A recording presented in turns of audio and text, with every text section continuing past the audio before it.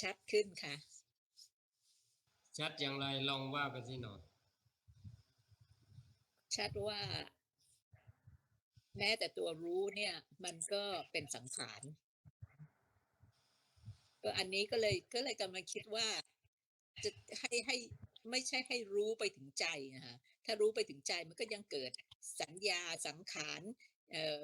อยู่นั่นเรื่อยไปมันไม่จบถ้าจะให้จบก็ต้องแค่มองมันเฉยๆมองมันเฉยๆแล้วมันเป็นทุกอย่างเป็นสังขารมันก็จะดับของมันเอง แต่ว่าถ้าจะไปเราจะไปคิดว่าไอ้ตัวความว่างหรือว่าความโล่งโปร่งเบาเนี่ยเป็นตัวรู้แล้วเราก็นึกว่าไอ้อยู่กับไอ้ตัวรู้เนี่ยไม่ต้องไม่ต้องไปตามสังขารไม่ต้องไปตามเขาเรียกอะไรอะขันธ์ห้าแค่นั้นก็พอแต่ที่จริงมันไม่พอเพราะว่าไอ้ตัวรู้นั่นมันก็คือสังขารที่เราสร้างขึ้น เราก็ต้องปล่อยไอ้ตัวนั้นแต่การที่จะปล่อยเนี่ยแค่ว่าเอาสติไปเห็นไอ้ตัวรู้เนี่ยมันดับไปมันก็เป็นการกระทำเป็นการกระทำของเราเองของไอ้สังขารอยู่ใช่ไหมคะเราต้องมองเฉยๆให้มันดับของมันเองอืม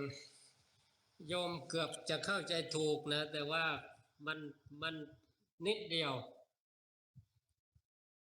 คำว่าตัวรู้เนี่ยเป็นสังขารเป็นสังขารต่อเมื่อมีความจงใจที่จะรู้มีความพยายามที่จะรู้มีความตั้งใจที่จะรู้แต่การรู้โดยปกติก็คือรู้เองเนี่ยไม่เป็นสังขารเป็นธรรมชาติการรู้เนี่ยมันมีสองรู้รู้ตัวรู้ที่ปลอมกับตัวรู้ที่แท้ตัวรู้ปลอมก็คือที่เขาพยายามสร้างพยายามสร้างหรือพยายามทำเนี่ยก็คือเป็นตัวรู้ปลอมซึ่งเบื้องต้นเนี่ยก็เป็นเช่นนั้นแต่ว่าเมื่อทำบ่อยๆจนกระทั่งเป็นความรู้โดยธรรมชาติหรืออัตโนมัติเนี่ยจะเป็นความรู้แท้ซึ่งไม่ใช่สังขารเป็นสิ่งที่เป็นธรรมชาติอยู่เช่นนั้นเช่นตอนนี้เราได้ยินเสียงใช่ไหมค่ะมีความจงใจที่ได้ยินไหมไม่มีค่ะถูกต้องการรู้เช่นนี้เรียกว่าเป็นการรู้โดยธรรมชาติไม่เป็นสังขารแต่เราจงใจที่จะรู้เนี่ยพยายามที่จะรู้หรือตั้งรู้ไว้เนี่ยเป็นความรู้ที่เป็นสังขารก็คือถูกสร้างขึ้นเพราะนั้นการที่เป็นสังขารกับไม่ใช่สังขารเนี่ยมันมันบางเฉียดกันนิดเดียวถ้าสังเกตว่าเรารู้สึกตัวตื่นขึ้นมาได้ยินเสียงครั้งแรกที่ได้ยินสมมุตินะครั้งแรกที่ได้ยินแล้วก็รู้ทันทีอ่ะโดยไม่ได้ตั้งท่าไม่ได้จงใจเนี่ยการรู้นั้นเรียกว่าเป็นการรู้แท้แล้วไม่ต้องไปแก้อะไรไม่ต้องไปอะไรสักอย่างรู้เสร็จก็จบตรงนั้นเลยนั่นเรียกว่ารู้โดยธรรมชาติซึ่งการรู้เช่นนี้ที่ที่หลวงตาพยายามให้ให้ให้ให้เข้าใจหรือที่อาตมาพยายามเน้นอยู่ก็คือรู้จบที่รู้โดยไม่มีความจงใจไม่มีความตั้งใจไม่มีเจตนาไร้ซึ่งเจตนาเพราะนั้นเหมือนเราฟังแล้วเข้าใจเนี่ยก็รู้ว่าเข้าใจในทันทีเลยฟังแล้วไม่เข้าใจก็รู้ว่าไม่เข้าใจในทันทีเลยก็คือไม่ได้ตั้งท่าไม่ได้ไม่ได้ตั้งท่าหรือพยายามที่จะรู้ก็คือรู้โดยธรรมชาติเองเรียกว่าเป็นวิสังขารเป็นการรู้โดยธรรมชาติไม่มีเจตนาไม่มีความจงใจไม่มีอะไรอยู่เบื้องหลังเป็นการรู้โดยธรรมชาติซึ่งการรู้เช่นนี้ก่อเป็นปัญหาหรือเป็นความทุกข์ไม่ได้อวิชชาเกิดไม่ได้ซึ่งต่างกับการรู้ที่ว่าจงใจมันจะมีตัวตนอยู่ มันมีตัวตนในการพยายามรู้หรือประคองรู้รักษารู้จงใจรู้อยู่เนี่ยเรียกว่ามีอวิชชาเป็นเบื้องหลังแต่การรู้โดยธรรมชาติมีอะไรเกิดก็รู้ทันทีเนี่ยแล้วก็จบรู้แล้วก็จบรู้แล้วก็จบไม่เป็นสังขารแต่เป็นอันเดียวกับธรรมชาติซึ่งธรรมชาติตรงนี้อวิชชาทำงานไม่ได้เป็นการรู้โดยธรรมชาติซึ่งไม่ใช่เฉพาะเราแม้แต่คืออันนี้พูดไปถึงนะคืออาตมาก็พูดไปว่าแม้แต่พระอรหันต์หรือพระสัมมาสัมพุทธเจ้าก็รู้เช่นนั้นแหละก็คือรู้โดยไม่มีเจตนาหรือจงใจก็คือรู้เป็นเนื้อเดียวกันกับธรรมชาติเลยซึ่งตรงนี้ถ้าญาติธรรมฟังแล้วไม่เข้าใจก็เปิดประเด็นถามขึ้นมาได้นะก็ให้อาจารย์คนสิงห์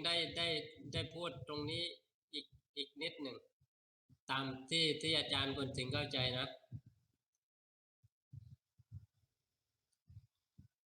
สาธุครับผมคือพูดถึง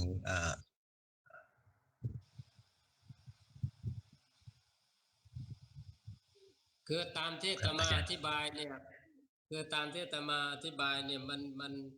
มีความขัดแย้งหรือไม่ถูกอย่างไรหรือเป็นอย่างไรลองวิจารณ์ก่อนแล้วอาจารย์คนสิงห์ก็ว่าตามที่ประสงค์เพื่อให้ญาติธรรมครับได้ชัดสาธุเจนขึ้น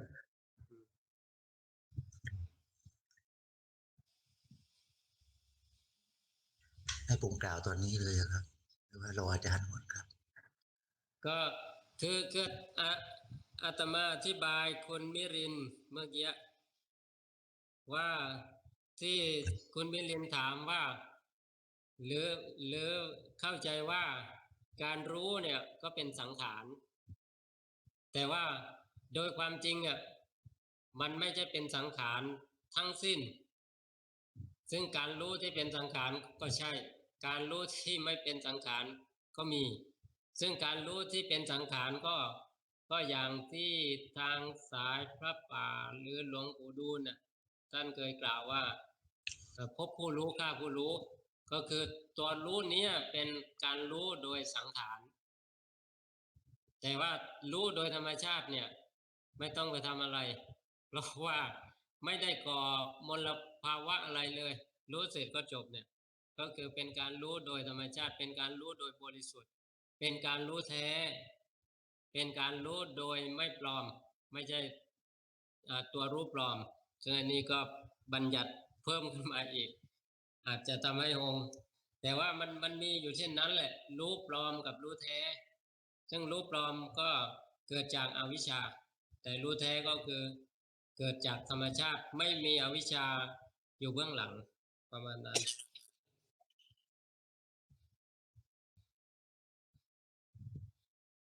สาธุครับที่อาจารย์กล่าวว่าถูกต้องนะครับสิ่งที่ผมก้าวไปเห็นประจักษ์แจ้งเนี่ยครับคือสภาวะขันธ์ทั้งหมดเนี่ยต่างต่างทำงานทั้งห้าขันธ์พร้อมกันนะครับรูปเวทนาสัญญาสังขารวิญญาณเนี่ยทำงานพร้อมกันทำงานตามอ่าเป็นไตรลักษณ์เหมือนกันครับต่างอันต่างเกิดขึ้นตั้งอยู่ดับไปหมดแต่สภาวะไหนจะเป็นอย่างไรก็เป็นอนิจจังทุกขังอนัตตาทั้งหมดก็เป็นหน้าที่ของเขารูปก็มีหน้าที่ของเขาคือรูปก็คือร่างกายเราเนี่ยครับมีความไม่เที่ยงมีความแก่เป็นธรรมดาเสื่อมเป็นธรรมดาเวทนาก็คือรู้สึกทุกข์รู้สึกสุขรู้สึกเฉยๆนี่คือเวทนาเขาทำงานอย่างนี้สัญญาคือจำได้หรือจำไม่ได้เขาก็ไม่เที่ยงของเขาสังขารคือการปรุงแต่งดีปรุงแต่งไม่ดีคิดไม่ดีครับสังขารวิญญาณคือรับรู้สิ่งที่กระทบนะครับถ้าไม่มีวิญญาณก็ไม่มีการรู้เหมือนเรารู้สึกกระทบก็มาทางไหนก็ตามต้องมีวิญญาณเข้าไปนะครับถึงจะรับรู้ได้วิญญาณคือตัวรู้เนี่ยเป็นขันธ์ทั้งห้าอยู่แล้วทำงานพร้อมกันอยู่ทั้งหมดอยู่แล้วแต่ฝ่ายวิสังขารเนี่ยก็คือไม่เกิดไม่ดับหรือไม่มีอะไรเลยสภาวะที่เป็น แล้วแต่จะพูดนะครับนิพพานหรืออะไรก็ตามก็เหมือนกัน คือมันอยู่ด้วยกันนะครับอยู่ด้วยกัน ถ้าไปเห็นประจักษ์แจ้งตรงนี้จะเห็นว่าวิสังขารเนี่ยไม่มีอะไรเลย แล้วก็สังขารนี่ก็ทำงานอยู่ก็จะแยกก็จะราบเรียบครับเห็นจะราบเรียบไม่มีตัวเราตัวรู้ที่ไปรู้ว่ามันเป็นวิญญาณที่รู้ที่เป็นธาตุรู้ที่บริสุทธิ์คือไม่มีเราเข้าไปในรู้นั้นคือมันบริสุทธิ์มันเหนือขันธ์ห้าคือเหนือวิญญาณเหนือรู้ที่เป็นบริสุทธิ์เนี่ยครับที่เป็นที่ว่าของจริงคือ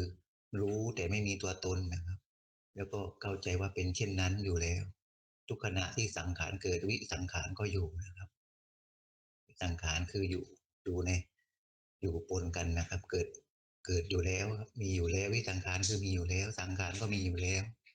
แต่เราไปมีตัวตนในขันธ์ห้าหรือในวิสังขารนั้นนะครับยึดถือว่าเป็นเช่นนั้นหรือคนที่ว่าดูสังขารอย่างเดียวคือรูปเวทนาสังขารวิญญาณเนี่ยถ้าไม่เห็นพร้อมในลักษณะของธรรมชาติทั้งสองอย่างพร้อมกันเนี่ยครับมันจะเข้าใจความเป็นเช่นนั้นไม่ได้ครับต้องเห็นพร้อมกันสังขารเกิดวิสังขารก็อยู่คือวิสังขารไม่เป็นอะไรกับสังขารนะครับเป็นอยู่เช่นนั้นเป็นธรรมชาติเราลองฟังไม่มีตัวตนไม่มีเรารู้แต่ไม่มีเราครับรู้ในสภาวะนั้นแต่ก็วิสังขารก็ไม่ไม่เกิดไม่ดับก็มีอยู่ครับไม่มีตัวเราเข้าไปเห็นสภาวะที่วิสังขารเนี่ยราบเรียบก็เป็นวิสังขารสังขารก็อยู่เช่นนั้นไม่ใช่ว่าเราไปอยู่ในวิสังขารไม่รู้สังขารนะครับมันรู้เห็นแจ้งทั้งสองฝั่งพร้อมกันและก็ไม่มีตัวเราเลยในนั้นมันเป็นอยู่เช่นนั้นนะครับสาธุครับสาธุเนาะก็คำว่ารู้ตรงนี้ก็คือรู้โดยธรรมชาติรู้แต่ไม่มีเรากับที่พระพุทธเจ้าทรงตรัสก็คือสักแต่ว่าซึ่งสักแต่ว่าเนี่ยคนทั้งหลายที่ไม่เข้าใจก็พยายามสักแต่ว่าเพราะนั้นคำว่าพยายามสักแต่ว่านี่แหละก็คือเป็นการเรียกว่าไม่ใช่สักแต่ว่าแท้เพราะนั้นเมื่อพูดถึงสักแต่ว่าบางทีก็ไม่ใช่สักแต่ว่าเพราะพยายามที่จะสักแต่ว่าเพราะนั้นการที่รู้โดยธรรมชาติก็คือรู้โดยธรรมชาติเนี่ยโดยไม่มีเราที่อาจารย์คนถึงพูดนั่นแหละก็คือรู้แท้คือรู้แท้ตรงนี้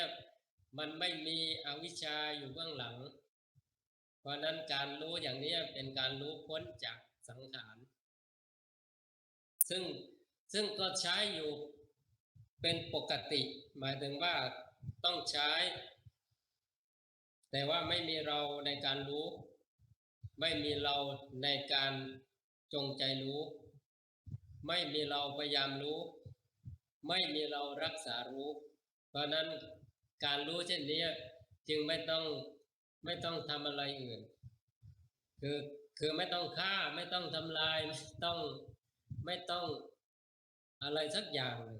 รู้เสร็จก็จบรู้เสร็จก็จบแค่นั้นเอง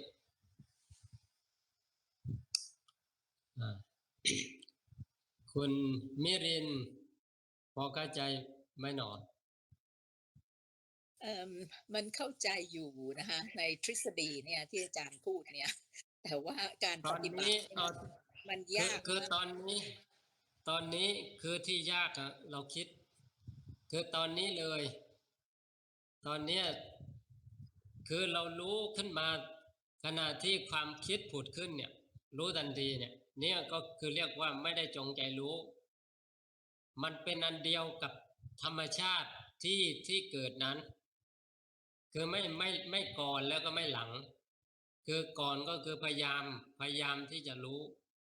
หลังก็คือตามรู้แต่ว่าการรู้ตรงๆเนี่ยรู้ตรงๆหรือพอดีกันเนี่ยก็มันความคิดผุดขึ้นก็รู้ทันทีเนี่ยความสงสัยผุดขึ้นก็รู้ทันทีเนี่ยเรียกว่ารู้โดยธรรมชาติ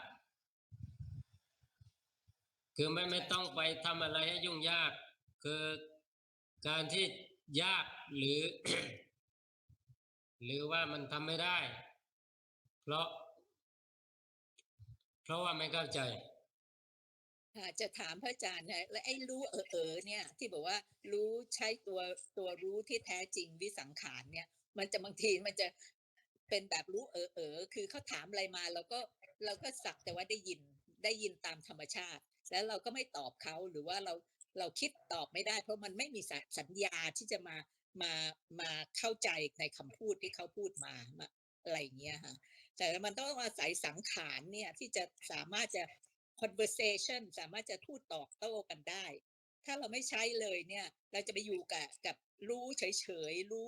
รู้ที่แท้จริงเนี่ยมันก็เป็นอะมันหาคำตอบไม่ได้ก็ไม่พูดอะไรไม่ออกงั้นนะคะคือถ้าเป็นทำกับตัวเราเองนะคะอย่างความคิดของเราตัวเองขึ้นมาเนี่ยหรือเราได้ยินอะไรขึ้นมาเนี่ยที่ไม่ต้องการคำตอบเนี่ยเราก็สามารถจะทำอย่างนั้นได้ก็พยายามที่จะพยายามก็ไม่ใช่ใช้คำว่าพยายามให้เห็นว่ามันมีตัวรู้ที่ไม่สักแต่ว่ารู้จริงๆแต่ว่าถ้าอยู่กันในหมู่คนหรือว่าคนที่เขาถามเราโดยตรงเนี่ยแล้วเราไม่ตอบคำถามเขาเนี่ยมันจะใช้ตัวรู้อย่างนั้นไม่ได้มันต้องใช้สังขารเนี่ยในการโต้ตอบเขาอะค่ะตอนตอนนี้ที่โยมคิดน่ะทันไหมที่โยมคิดคือความเป็นจริงเนี่ยที่ว่ารู้เฉยๆอ่ะมันไม่ใช่รู้เพราะว่าพระสัมมาสัมพุทธเจ้าเนี่ยคือถ้าพูดไปเนี่ยเราอย่าลืมพระสัมมาสัมพุทธเจ้าหรือพระอรหันต์ทั้งหลายเนี่ยพระสัมมาสัมพุทธเจ้าฟังเสร็จเนี่ยท่านรับรู้เนี่ยท่านตอบอะไรไม่ถูกเป็นไปได้ไหมอ๋อคือตอนนี้เราไม่อยากจะไปเทียบกับพระสัมมาสัมพุทธเจ้าหรือพระคืออรหันต์คือเราอย่าลื คนที่ม กำลังเรียนรู้อยู่เนี่ยค่ะคือเราอย่าลืมว่าธรรมทั้งหมดน่ะที่พระสัมมาสัมพุทธเจ้าทรงชี้ให้เห็นน่ะคือท่านให้เป็นอันเดียวกับท่านเลยเพราะว่าอะไรเพราะว่าสิ่งนี้ก็ไม่ได้ต่างกันพุทธะเนี่ยพุทธะก็คืออันเดียวกันแต่ว่าสัมมาสัมพุทธะก็คือท่านสั่งสมมาเพื่อการตรัสรู้และสอนผู้อื่นแต่คำว่าพุทธะผู้รู้เนี่ย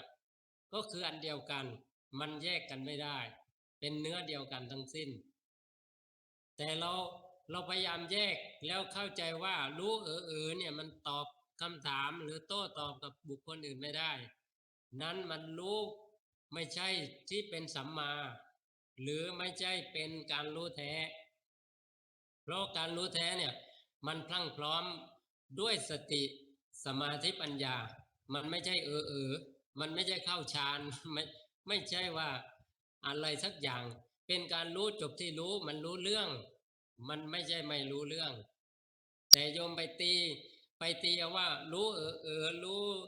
รู้ที่ว่าไม่ปรุงแต่งรู้เฉยๆอะไรเนี่ยมันจะทำงานหรือตอบปัญหาหรือโต้ตอบอะไรกับเขาไม่ได้คืออันนี้เราไปคิดเพราะว่าถ้าเราเข้าถึงสภาพตรงนั้นจริงอ่ะมันจะไม่มีความสงสัยเช่นนี้ออกมาคือยกตัวอย่างว่าพระสัมมาสัมพุทธเจ้าท่านก็รู้แล้วทำไมท่านตอบปัญหาได้ก็นั่นสัมมาแต่สัมพุทธเจ้าโยมไปตีว่ารู้เนี่ยมันจะทำอ่านไม่ได้มันจะอะไรไม่ได้นั่นมันผิดกับความเป็นจริงเพราะความเป็นจริงอย่างหลวงตาพอเขาถามปัญหาถามว่าหลวงตาโต้ตอบทันทีไหมโต้ตอบไหมท่านก็โต้ตอบอย่างถูกต้องอย่างตรงไปตรงมาครูบาอาจารย์ที่สอนธรรมชั้นสูงก็เหมือนกันคือโยมไปฟังดูว่ามันจะจริงไหมไม่มันถูกต้องมันจะตื่นรู้เนี่ยมันไม่ได้มันจะชัดเจนกว่าคนทั่วไปเนี่ยมันมีอวิชชาครอบอยู่แต่ว่าการรู้โดยไม่มีตัวเราเนี่ยอวิชชาไม่ทำงานเป็นการรู้ที่บริสุทธิ์ก็คือมันชัดเจนคือเนี่ยค่ะคำว่ารู้อย่างเนี้ยมันไม่ใช่ว่าเฉยจนว่ามันไม่รู้สึกอะไรนะเช่นว่าทานอาหารก็ไม่รู้สึกรสอร่อยมันไม่ใช่มันรู้รสอร่อยอยู่แต่ว่ามันไม่ไม่คิดต่อไม่ปรุงต่อว่าเดี๋ยวพรุ่งนี้เราจะไปหาทานอีกสมมุตินะคือมัน ไม่มีอะไรอยู่ข้างหน้า รู้ตรงนั้นแล้วก็จบ ไอ้ที่จะเกิดขึ้นกับตัวเองเนี่ยทำได้ก็พยายามก็ทำอยู่นะคะคือ คือ รู้ เรา เฉ เอา ย ที่ ๆแต่ว่าไอ้ คือ ที่ เรา เรา เอาที่ตนเองก่อน ค่ะ เราเอาที่ตนเองก่อน อย่าคาดหมายมุ่งหวังไปเพื่อที่จะผู้อื่น คือขณะที่เรายังไม่พร้อม หมายถึงว่าเรายังไม่เข้าใจแจ่มชัดเนี่ย แล้วเราจะไปอะไรกับบุคคลอื่น เหมือนว่าเราจะไปช่วยผู้อื่น เหมือนเราจะไปโต้ตอบให้เขาเข้าใจ คืออย่างนั้นมันคิดการในอนาคต มันไม่ยอมณปัจจุบันไม่ยอมชัดเจนณปัจจุบัน ถ้า ค่ะ ชัดเจนปัจจุบันได้เนี่ย มันไม่มีข้อสงสัยเช่นนี้นะ ค่ะก็เนี่ยก็ต้องสะสมปัญญาสะสมสติปัญญา คือ ไปเรื่อย ฟังตอนนี้แล้วก็จบตรงนี้ นั่นแหละก็คือรู้อย่างที่ว่า แต่อย่าไปตีความว่ารู้รู้เฉยว่ามันจะเป็นปัญหาอะไร มันยาวไอ้นั้นมันปรุงแต่งเราไม่ทัน ๆค่ะ คือคำว่ารู้แล้วก็จบที่รู้เนี่ยเข้าใจไหม ค่ะ เข้าใจสำหรับตัวเองนะคะ ก็พอแล้วเข้าใจสำหรับตัวเองพอก่อนนะ คืออย่าเพิ่งไปอะไรกับบุคคลอื่นก่อนนะ อย่าไปว่า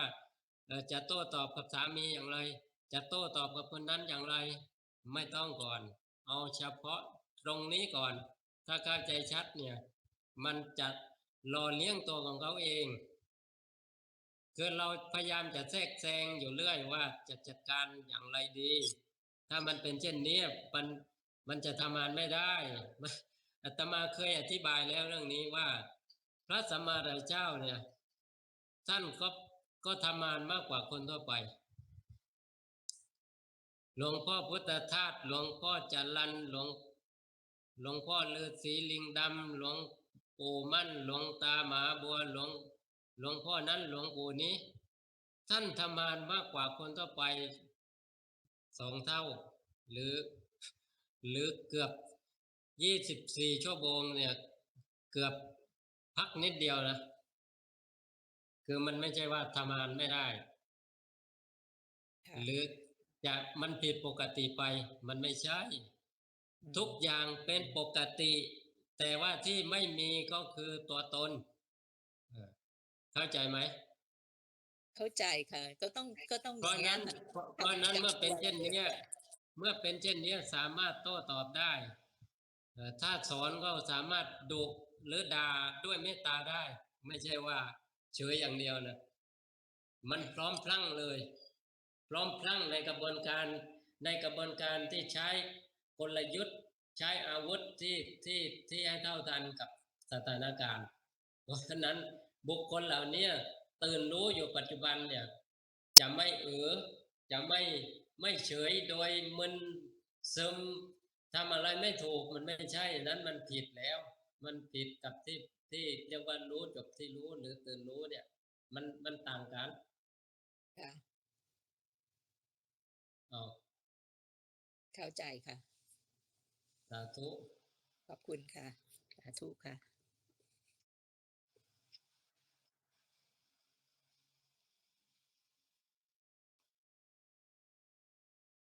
ท่านอื่นมีประเด็นอย่างนี้ก็ว่าไปได้นะแต่มาก็เสียงดังไปอย่างนั้นแหละ แต่ว่าในใจไม่ได้อะไร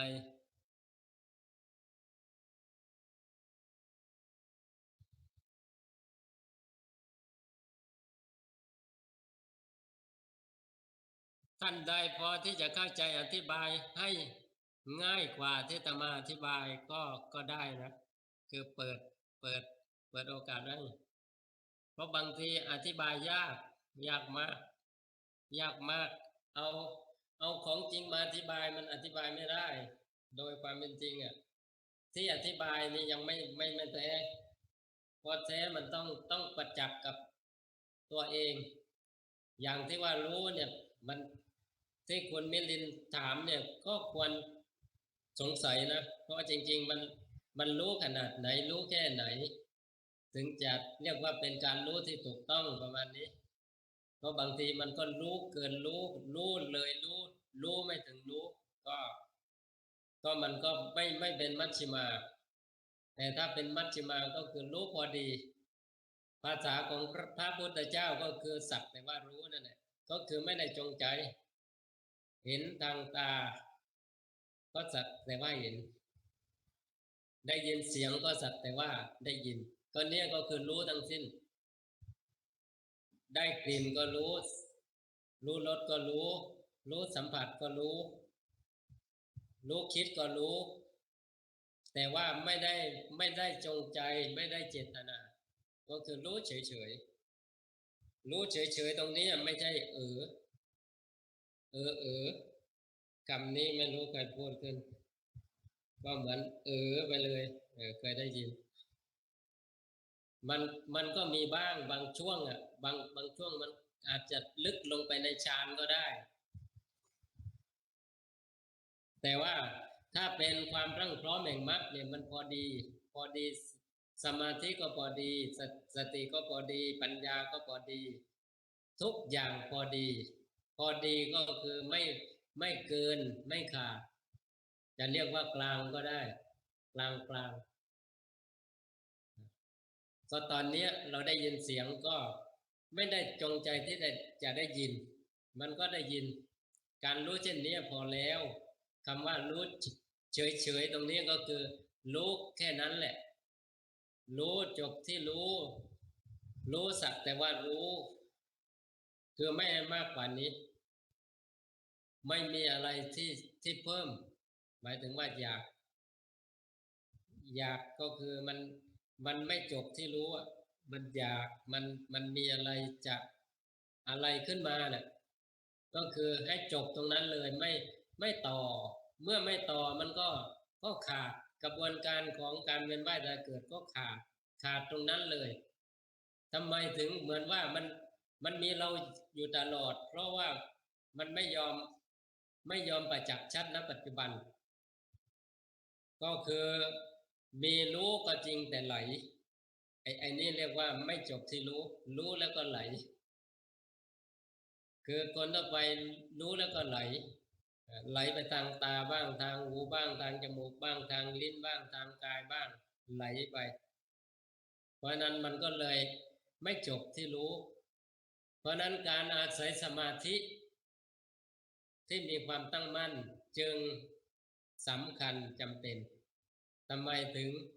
งต้องมีสมาธิเพราะว่าถ้าไม่มีสมาธิตั้งมั่นมันจะไหลรู้แล้วก็มันไหลหรือบางทีก็เพลินมันไม่ยอมจบที่รู้หรือจบที่เป็นจริงอยู่ตรงนั้นนะ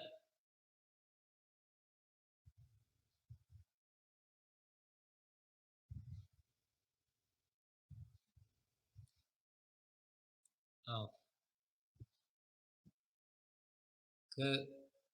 คือโต้ได้นะไม่ใช่ว่าโต้ไม่ได้โต้ได้เลย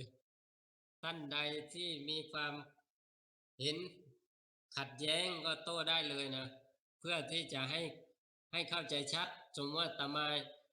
มึนอยู่เนี่ยอาตมาหงอยู่หรือหลงอยู่เนี่ยอาตมาก็จะได้รู้ด้วยเพราะนั้นอาตมาก็ใช่ว่าอาตมาจะเป็นผู้รู้หรือเป็นผู้สำเร็จอะไรก็ไม่ใช่นะอาตมาก็เป็นผู้เรียกว่ามีหน้าที่แบ่งปันธรรมะ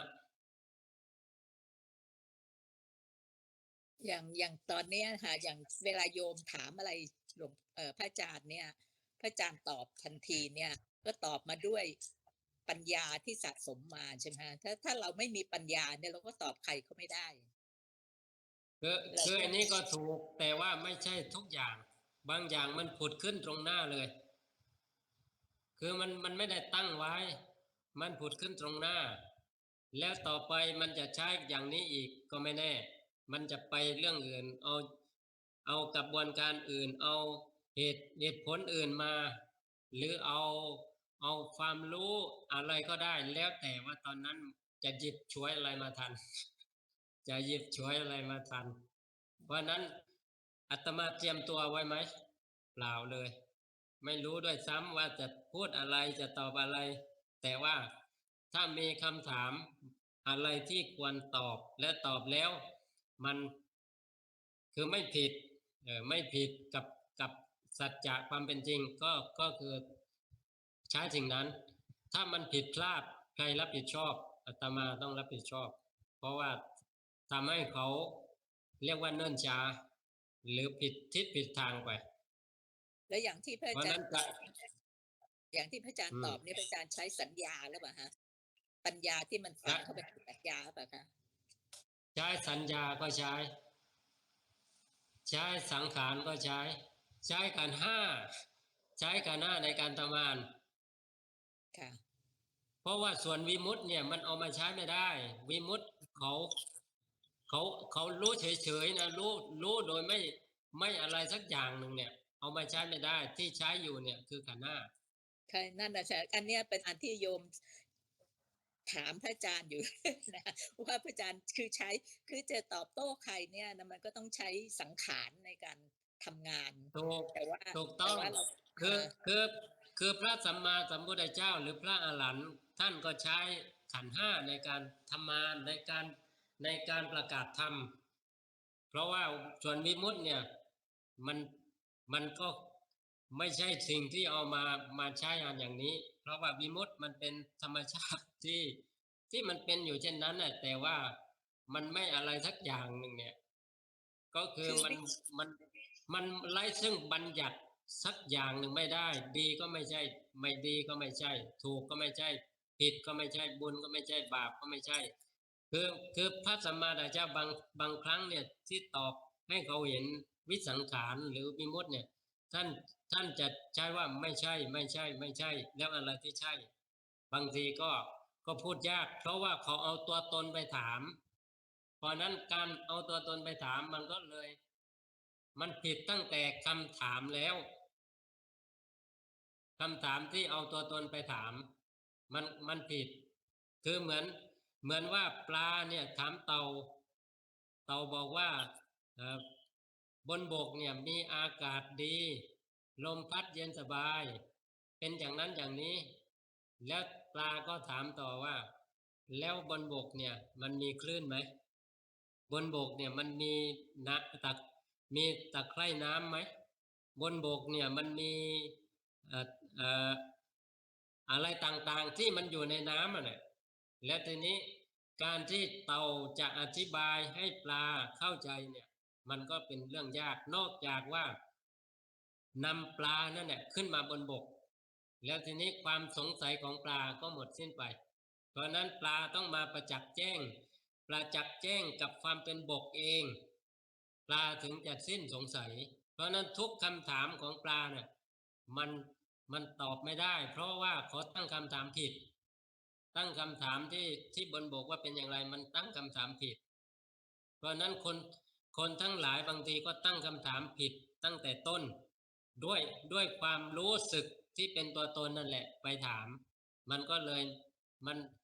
มันตอบยากมันตอบให้ถูกตรงไม่ได้เพราะนั้นการที่จะตอบให้ถูกตรงได้ทำอย่างไรก็คือพยายามทุกวิถีทางเพราะนั้นการพยายามทุกวิถีทางต้องใช้สังขารสัญญาปัญญาอะไรทั้งหลายเนี่ยเอามาใช้ก็ผลสุดท้ายมันก็ไม่พ้นจากสังขารนั่นแหละใช้ปัญญาก็เป็นตัวใช้ส่วนของสังขารเพราะว่าส่วนวิมุตติเนี่ยมันไม่มีปัญญาอยู่ในนั้น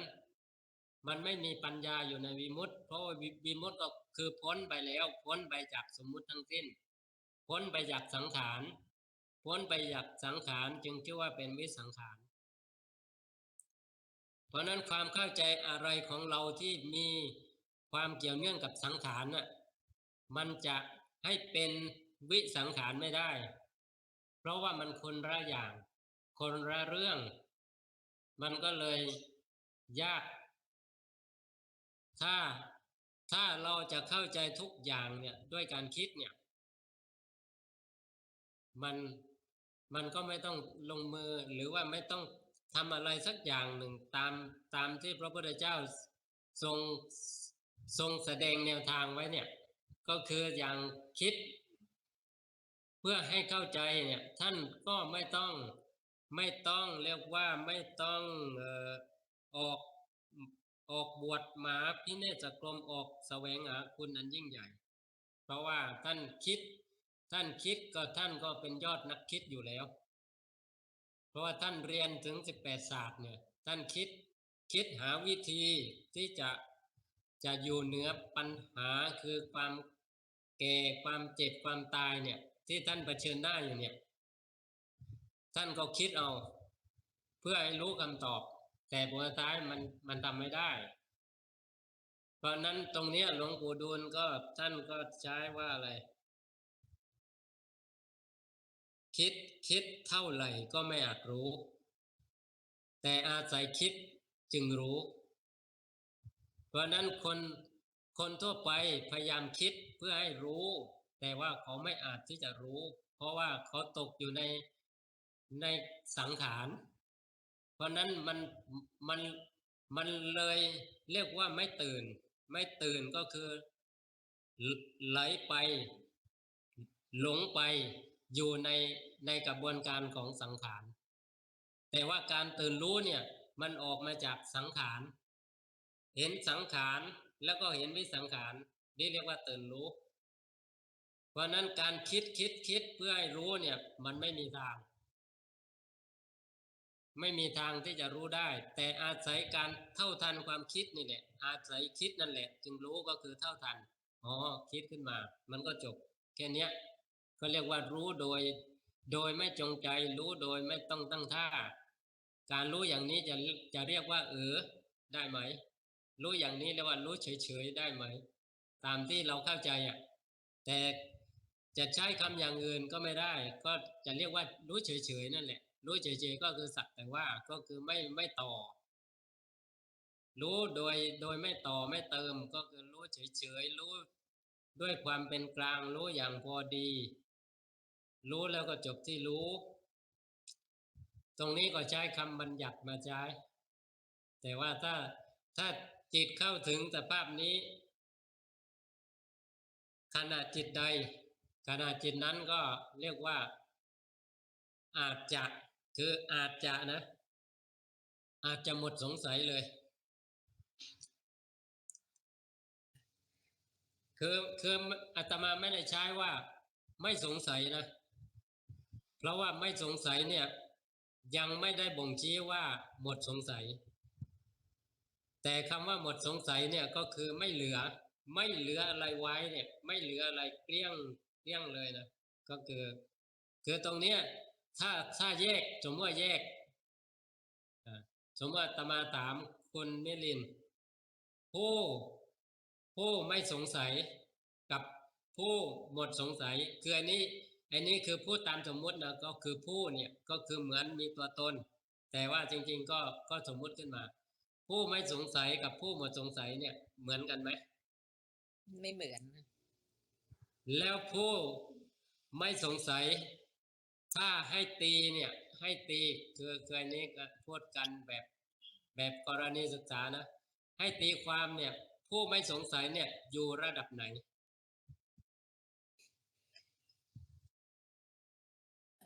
ไม่สงสัยก็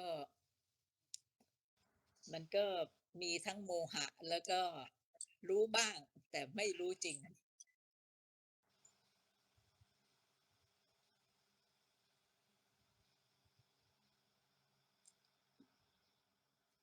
แล้วผู้ที่หมดสงสัยถ้าผู้ที่หมดสงสัยก็วิมุตติแล้วรู้จริงคืออันนี้ยอมชัดนะผู้หมดสงสัยก็คือถึงที่สุดคือวิมุตติเนี่ยก็ไม่มีอะไรเหลือที่จะสงสัยอีกแต่ผู้ไม่สงสัยเนี่ยไม่ใช่คนทั่วไปเหมือนกันผู้ไม่สงสัยเนี่ยเพราะว่าเห็นตามความเป็นจริงแล้วก็เชื่อมั่นสมมติว่าเชื่อมั่นในพระพุทธมีจริงพระธรรมมีจริงพระสงฆ์มีจริงอันนี้เรียกว่าไม่สงสัยผู้ไม่สงสัยก็คือถ้าจัดก็คือพระโสดาบันพระโสดาบันก็คือไม่สงสัยแต่หมดสงสัยหรือยังถูกต้องอันนี้คืออันนี้โยมตอบถูกเพราะว่าท่านยังไม่ประจักษ์ชัดในมรรคผลเบื้องสูงเพราะนั้นความสงสัยของท่านก็ไม่สิ้นเรียกว่า ยังไม่หมดสงสัย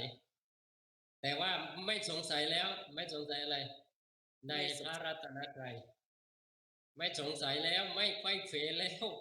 ไม่สั่นคลอนแล้วในพระรัตนตรัยเรียก ก็พ ว่าว กเราก็เป็นอย่างนี้ทุกคนนะคะพวกเราก็เป็นโสดาบันกันหมดแล้วล่ะค่ะ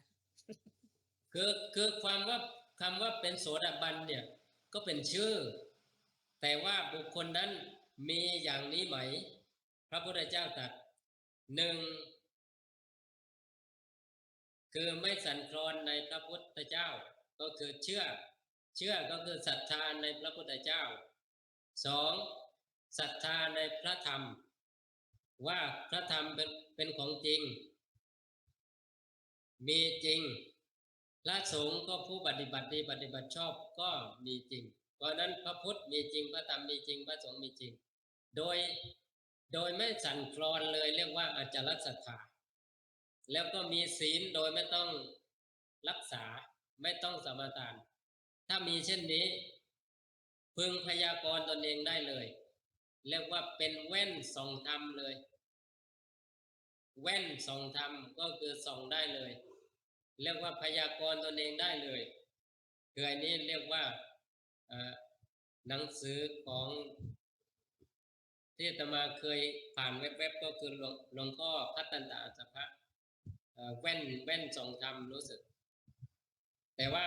ตรงนี้ก็คือในพระไตรปิฎกก็มีคำว่าแว่นส่องหรือว่าเป็นผู้พยากรณ์ตนเองได้ถ้ามีธรรมเหล่านี้อยู่เนี่ยก็คือมั่นใจได้ว่าสามารถปิดประตูอบายภูมิได้โดยเด็ดขาดก็คือถึงแม้ไม่รู้ทำอะไรอื่นก็คือรู้อยู่ว่า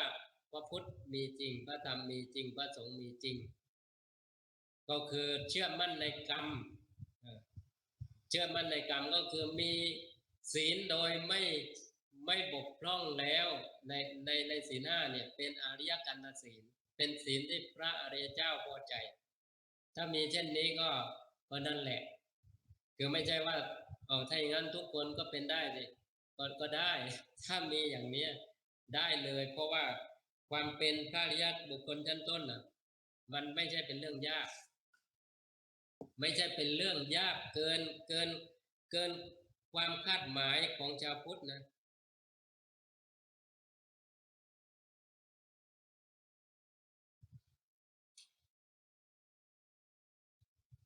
สาธุค่ะคือที่ยากก็คือ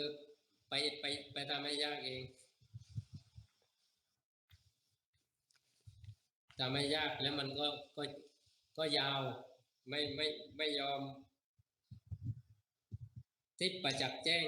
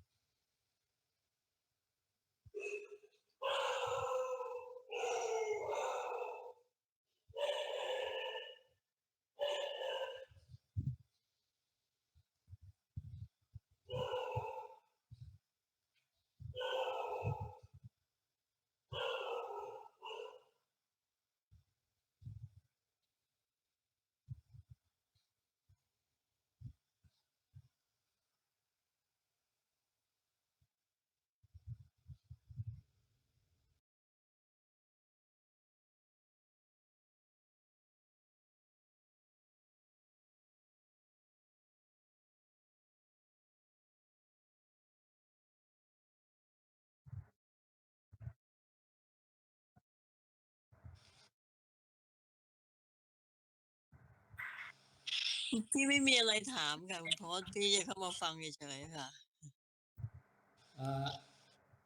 เดี๋ยวตามมาเพิ่มตรงนี้นิดหนึ่งนะถ้าคุณเก่งจะถามก็เดี๋ยวหลังจากอาตมาอธิบายคุณมิลินนิดหนึ่ง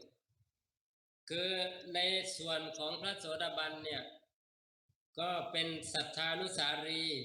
กับธรรมานุสารีเพราะนั้นสัทธานุสารีก็คือน้อมใจเชื่อภิกษุทั้งหลายตาหูจมูกลิ้นกายใจเป็นสิ่งไม่เที่ยงมีความแปรปรวนเป็นปกติมีความเปลี่ยนเป็นอย่างอื่นเป็นปกติ ภิกษุทั้งหลายบุคคลใดมีความเชื่อน้อมจิตไปในธรรม6อย่างนี้ด้วยอาการอย่างนี้ก็คือตาหูจมูกลิ้นกายใจเนี่ยมีความเกิดแล้วก็ดับก็คือเห็นอย่างเนี้ยหรือน้อมใจเชื่ออย่างเนี้ยบุคคลนี้เราเรียกว่าเป็นสัทธานุสารียังลงสู่สัมมัตตนิยามระบบเองความถูกต้องยังลงสู่สัมปุริสภูมิแห่งสัตตบุรุษล่วงพ้นปุถุชนภูมิไม่อาจที่จะกระทำกรรมอันกระทำแล้วจะเข้าถึงนรกกำเนิดเดรัจฉานหรือเปรตวิสัยและไม่ควรที่จะทำกาละก่อนแต่ที่จะทำให้แจ้งซึ่งโสดาปัตติผลเพราะฉะนั้นการน้อมใจเชื่อตรงนี้มันเป็นมรรคเพราะนั้นจะไม่ตายเสียก่อนก็คือมันจะมีผลตามมาทันทีเพราะนั้นจะไม่ตายคือพอจิตเป็นมรรคจิตมันจะตายก่อนที่จะเกิดพระจิตไม่ได้คือมันจะเชื่อมโยงกันทันทีเรียกว่าต่อกันทันทีตรงนี้เรียกว่าคือไม่ควรที่จะทำกาละคือตายก่อนที่จะทำให้แจ้งซึ่งโสดาปัตติผลเพราะว่าการที่ไปน้อมจิตเชื่อในธรรม6อย่างที่ว่าก็คือตาหูจมูกลิ้นกายใจเป็นสิ่งไม่เที่ยงมีความแปรปรวนเป็นปกติมีความเปลี่ยนแปลงเป็นอย่างอื่นปกติก็คือใจเชื่ออย่างเนี้ย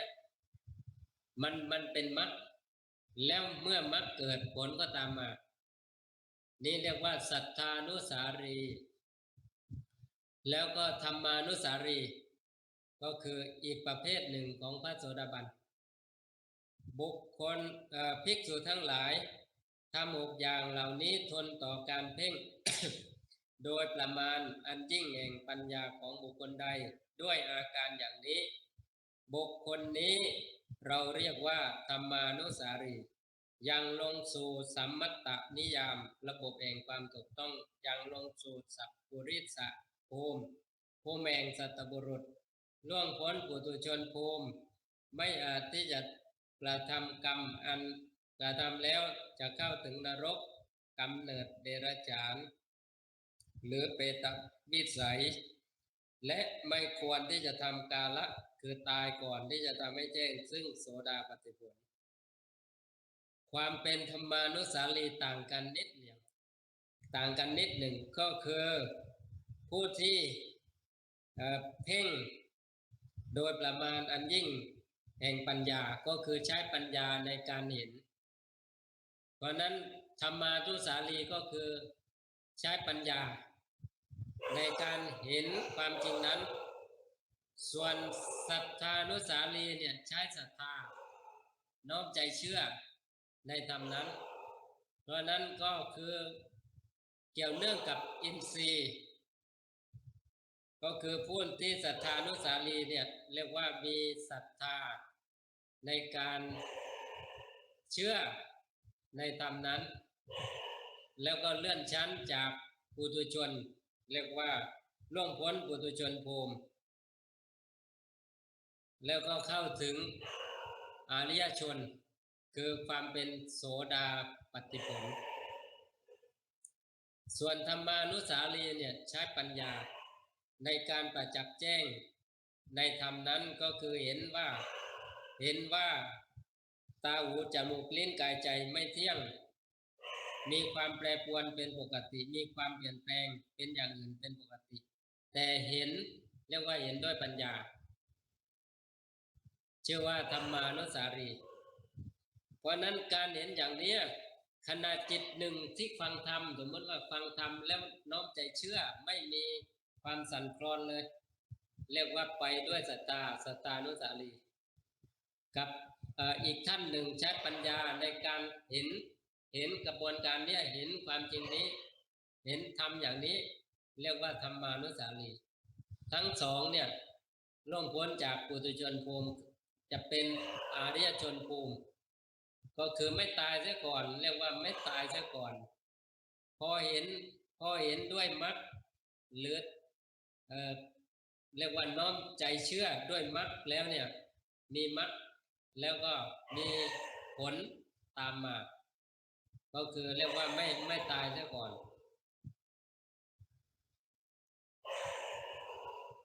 คือไม่ใช่ว่าบรรลุมรรคตอนฟังธรรมตอนนี้นะแล้วค่อยไปบรรลุผลพรุ่งนี้สมมุตินะไม่ใช่คือไอ้นั้นมันเพี้ยนไปแล้วมันไม่ใช่เป็นความจริงคือบรรลุมรรคที่หนึ่งไปบรรลุผลอีกที่หนึ่งมรรคกับผลเนี่ยมันต่อกันเพราะนั้นผู้ที่เรียกว่ามีมรรคจิตจะมีพละจิตตามมาทันทีเป็นธรรมชาติอยู่เช่นนั้นคือท่านกล่าวว่าไม่ทำกาละเสียก่อนที่จะทำให้แจ้งซึ่งโสดาปัตติผลเพราะนั้นใครมีความรู้สึกเช่นนี้ด้วยความน้อมใจเชื่อหรือด้วยการประจักษ์แจ้งด้วยปัญญาเพราะนั้นมันจะไม่มีท่าทางอะไรให้ยุ่งยากเลยคือตอนไหนก็ตอนนั้น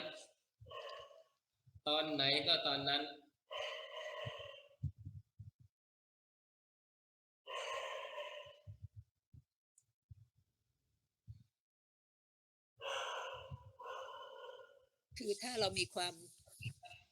มรรคจิตแล้วเนี่ยเราไม่ต้องทำอะไรแล้วใช่ไหมปล่อยให้เกิดมรรคผลไม่ใช่เกิดให้เกิดผลมันเกิดของมันเองคือมรรคจิตก็ไม่ได้มีใครทำนะไม่ใช่ว่าเราทำมรรคจิตเพราะนั้นเมื่อมรรคจิตไม่ได้ทำเขาเดินเครื่องเองของมรรคเพราะนั้นเป็นเรื่องความเป็นอนัตตาแท้ๆก็ตรงนั้นแหละตรงที่ว่าเราทำไม่ได้ไม่มีใครจงใจทำได้ไม่มีใครจงใจปฏิบัติเพื่อให้เกิดมรรคผลตอนเกิดมรรคผลเนี่ยเป็นเองเขาเป็นเองมรรคเกิดเองและผลตามมาทันทีเรียกว่าไม่ต้องใช้เวลาแล้วคำว่าเดินมรรคเนี่ยนะคะก็นั่นแหละมรรคเนี่ยเขาเดินของเขาเองคือสติปัญญาเขาพรั่งพร้อมตอนไหนก็ตอนนั้นแหละคือคำว่ามรรคตรงนี้ถ้าพูดให้ตรงก็คือถ้าเบื้องต้นก็โพธิปักขิยธรรมพร้อมมูลตอนไหนตอนนั้นก็คือเป็นมรรคที่หนึ่ง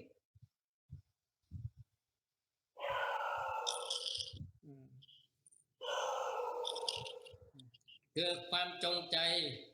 ความเจตนาความตั้งใจที่จะเป็นไม่ได้ไม่มีใครทำได้คืออันนี้อาตมากล้ายืนยันเลยว่าไม่มีใครทำให้เกิดมรรคได้ไม่มีใครจงใจจะทำให้เกิดขึ้นได้ใครตั้งใจปฏิบัติแล้วจะให้เกิดมรรคไม่มีทางเกิดตอนที่ว่าเลยความจงใจตอนที่จงใจอยู่ไม่เกิดตอนที่เลยความจงใจก็เกิดตอนไหนก็ศรัทธานุสารีเนี่ยมันก็ไม่ใช่จงใจหรอฮะว่าเราศรัทธาในพระพุทธพระธรรมพระสงฆ์เนี่ยแล้วเราก็ปฏิบัติตามศีล5เนี่ยเป็นจนเป็นอัตโนมัติเนี่ยมันไม่ใช่การเดินของเราเหรอฮะไม่มีใครเดินคือมันไม่มีใครเดินเลยไม่มีใครเดินของเราเป็นผู้เดินก็ไม่มีพระพุทธเจ้าตรัสแล้วว่ามรรคมีอยู่แต่ผู้เดินมีไม่ค่ะ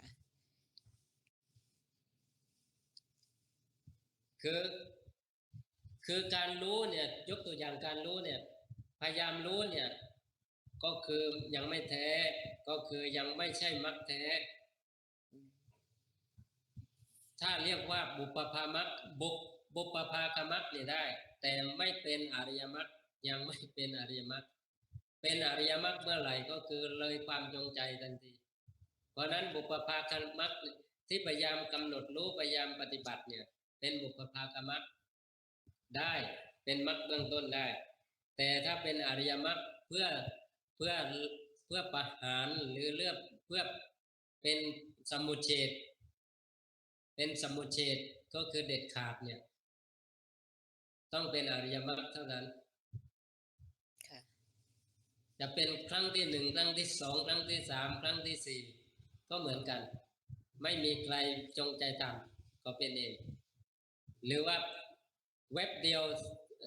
จบภารกิจทีเดียวก็คือลัดไปเลย คือไม่เป็นขั้นตอน ก็คือเว็บเดียวเป็นพระอรหันต์ไปเลยสมมตินะคืออันนี้พูดตามสมมติก็คือเว็บเดียวเป็นอรหัตมรรคไปเลย แล้วก็อรหัตผลเกิดเนี่ยก็คือไม่มีใครจงใจอีกเขาเป็นเองไม่รู้เป็นตอนไหนอ่ะตอนเดินอยู่ก็ได้ตอนยืนอยู่ก็ได้ตอนนั่งก็ได้ตอนนอนก็ได้ตอนทานข้าวอยู่ก็ได้ตอนเข้าห้องน้ำก็ได้ตอนรดน้ำต้นไม้ก็ได้แล้วแต่เดินบิณฑบาตก็ได้มันไม่จำกัดการไม่ใช่จำกัดที่ไม่จำกัดการเลยก็พร้อมตอนไหนก็ตอนนั้นแหละเพราะนั้นการสั่งสมก็ถูกแต่ว่าถ้าเป็นอริยมรรคแล้วไม่ได้ก็คือมันไม่มีใครที่ทำงานตรงนี้นอกจากจิตร่วมกับมรรคที่ทำงานเรียกว่ามรรคจิต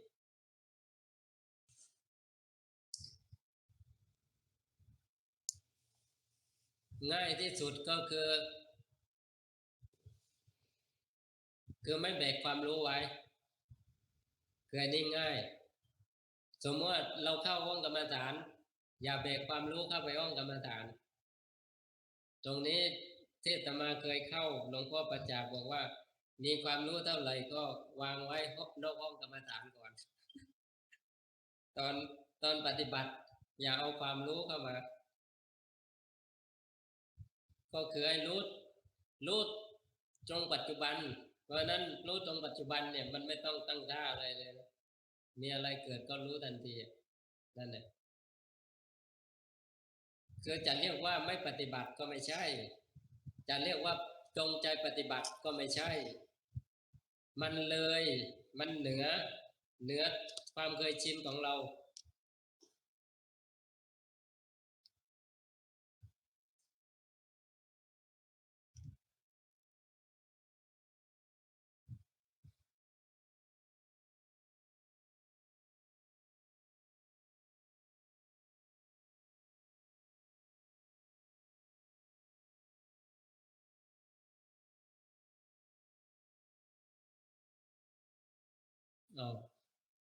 มีอะไรข้างคาว่าไปได้เลยเนาะ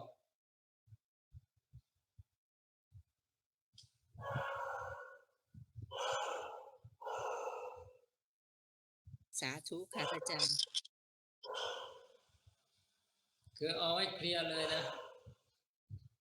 เอาให้เคลียร์เลยอะไรข้างๆอยู่คือเคลียร์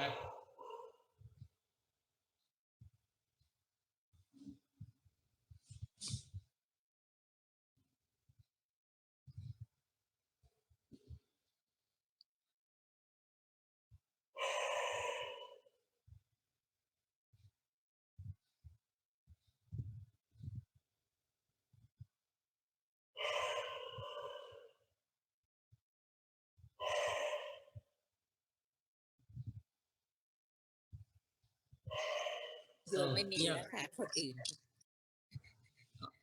ตอนนี้เคลียร์หมดแล้วใช่ไหม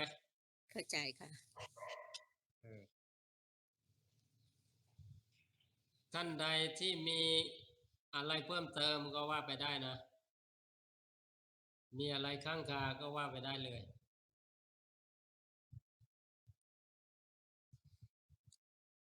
คนนิรมนมีอะไรบ้างไหมวันนี้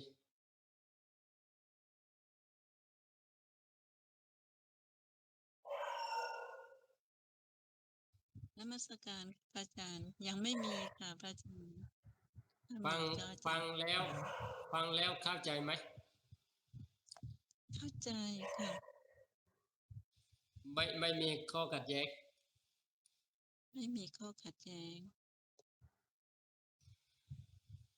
สาธุหนอคือเมื่อไรธรรมะลงใจคือฟังคำนี้นะเมื่อไรธรรมะลงใจไม่ใช่ค ฟังแค่หูนะมันลงที่ใจบุคคลนี้จะเรียกว่าตื่นรู้ครั้งแรกก็ได้ แล้วฟังธรรมะ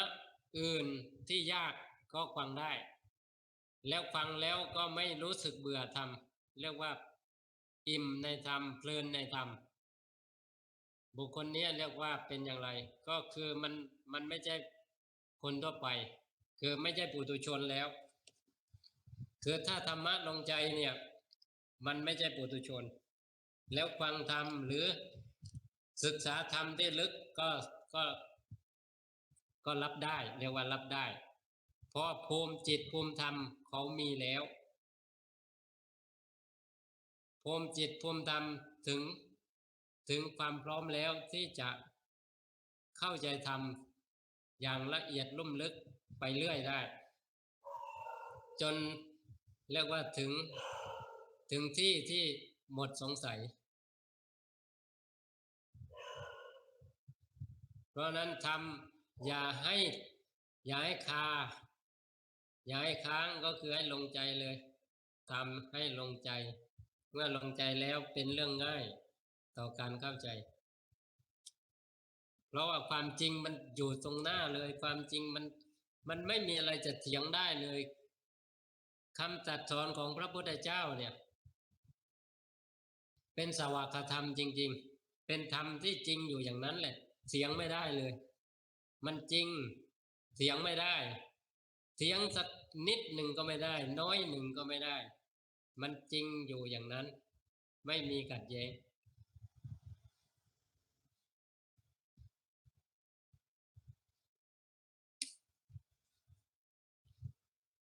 ตูครับอาจารย์ขอกล่าวเสริมสักหน่อยครับ สาธุ คือ ได้ กา เล ร ยนะ เอาที่พระอาจารย์สอนนี่นะครับที่ว่าแค่รู้ในปัจจุบันเนี่ยคือไปทำลายตัวอวิชชาเลยนะครับก็เห็นธรรมชาติทั้งสองฝั่งพระเจ้าสองฝั่งดูง่ายมากนะครับ ก็คือดูในรูปในตัวเราเนี่ยครับในขันธ์ทั้งห้าเนี่ยพ้นจากตัวเราไปเนี่ยมันจะไม่มีความรู้สึก หรือไม่มีรูปนั่นแหละครับวิสังขารคือธรรมชาติที่ไม่เกิดไม่ดับเห็นในขณะนี้เลยนะครับเราไปดูความที่ไม่เกิดไม่ดับนั้นจะเห็นความเกิดดับจะเป็นธรรมชาติอีกฝ่ายหนึ่งที่เกิดดับอยู่แล้วแต่เหตุแล้วแต่ปัจจัยที่เขาจะแสดงไตรลักษณ์นะครับอีกฝั่งหนึ่งที่ไม่เกิดไม่ดับก็คือตรงกันข้ามครับเห็นไปสองฝั่งแค่นี้ถ้าเข้าใจตรงนี้นะครับแวบเดียวอย่างแจ่มแจ้งเนี่ยคือเป็นพระอรหันต์เลยนะครับคือที่สุดแห่งทุกข์เลยที่พระอาจารย์สอนนี้รัดมากนะครับไม่ต้องไปวางรูปไม่ต้องไปวางเวทนาสัญญาหรือตั้งมาตามลำดับนะครับคือเข้าไปดับอวิชชาเลยคือเห็นความเป็นแจ้งความเป็นจริงอย่างเช่นนั้นนะครับคือพระอนาคาเนี่ยเห็นขันธ์ทุกอย่างเนี่ยเป็นทุกข์สุขก็ดีไม่สุขก็ดีเฉยๆก็ดีเป็นทุกข์ทั้งหมดเลยครับเป็นตัวทุกข์ทั้งหมดเลยพระอนาคาจะเห็นตรงนี้ว่าเป็นตัวทุกข์ทั้งหมดแล้วก็พ้นจากทุกข์เนี่ยมันไม่ทุกข์พระอนาคานึกว่าเป็นพระอรหันต์แล้วแต่ไม่ใช่นะครับสิ่งที่ไม่เกิดไม่ดับนั่นก็เป็นธรรมชาติอีกอย่างหนึ่งสิ่งที่เกิดดับเป็นธรรมชาติอย่างหนึ่งธรรมชาติที่เป็นตัวทุกข์ก็คือสังขารที่เกิดดับฝั่งนั้นที่ไม่เกิดไม่ดับคือสังขารมีอยู่แล้วก็วางทั้งสองฝั่งไม่มีตัวตนอย่างนั้นเลยครับไม่ยากนะครับไม่ยากเราอย่าไปดูฝ่ายสังขารนะครับอย่างเดียวตอนนี้ครับรู้สึกว่าเราไม่มีความรู้สึกอะไรเลยเนี่ยครับไม่มีความรู้สึกอะไรเลยมันจะไปเห็นความรู้สึกในตัวเราเนี่ยเกิดดับเกิดดับเกิดดับอยู่แล้วสิ่งที่ไม่เกิดไม่ดับก็เป็นเช่นนั้นนะครับ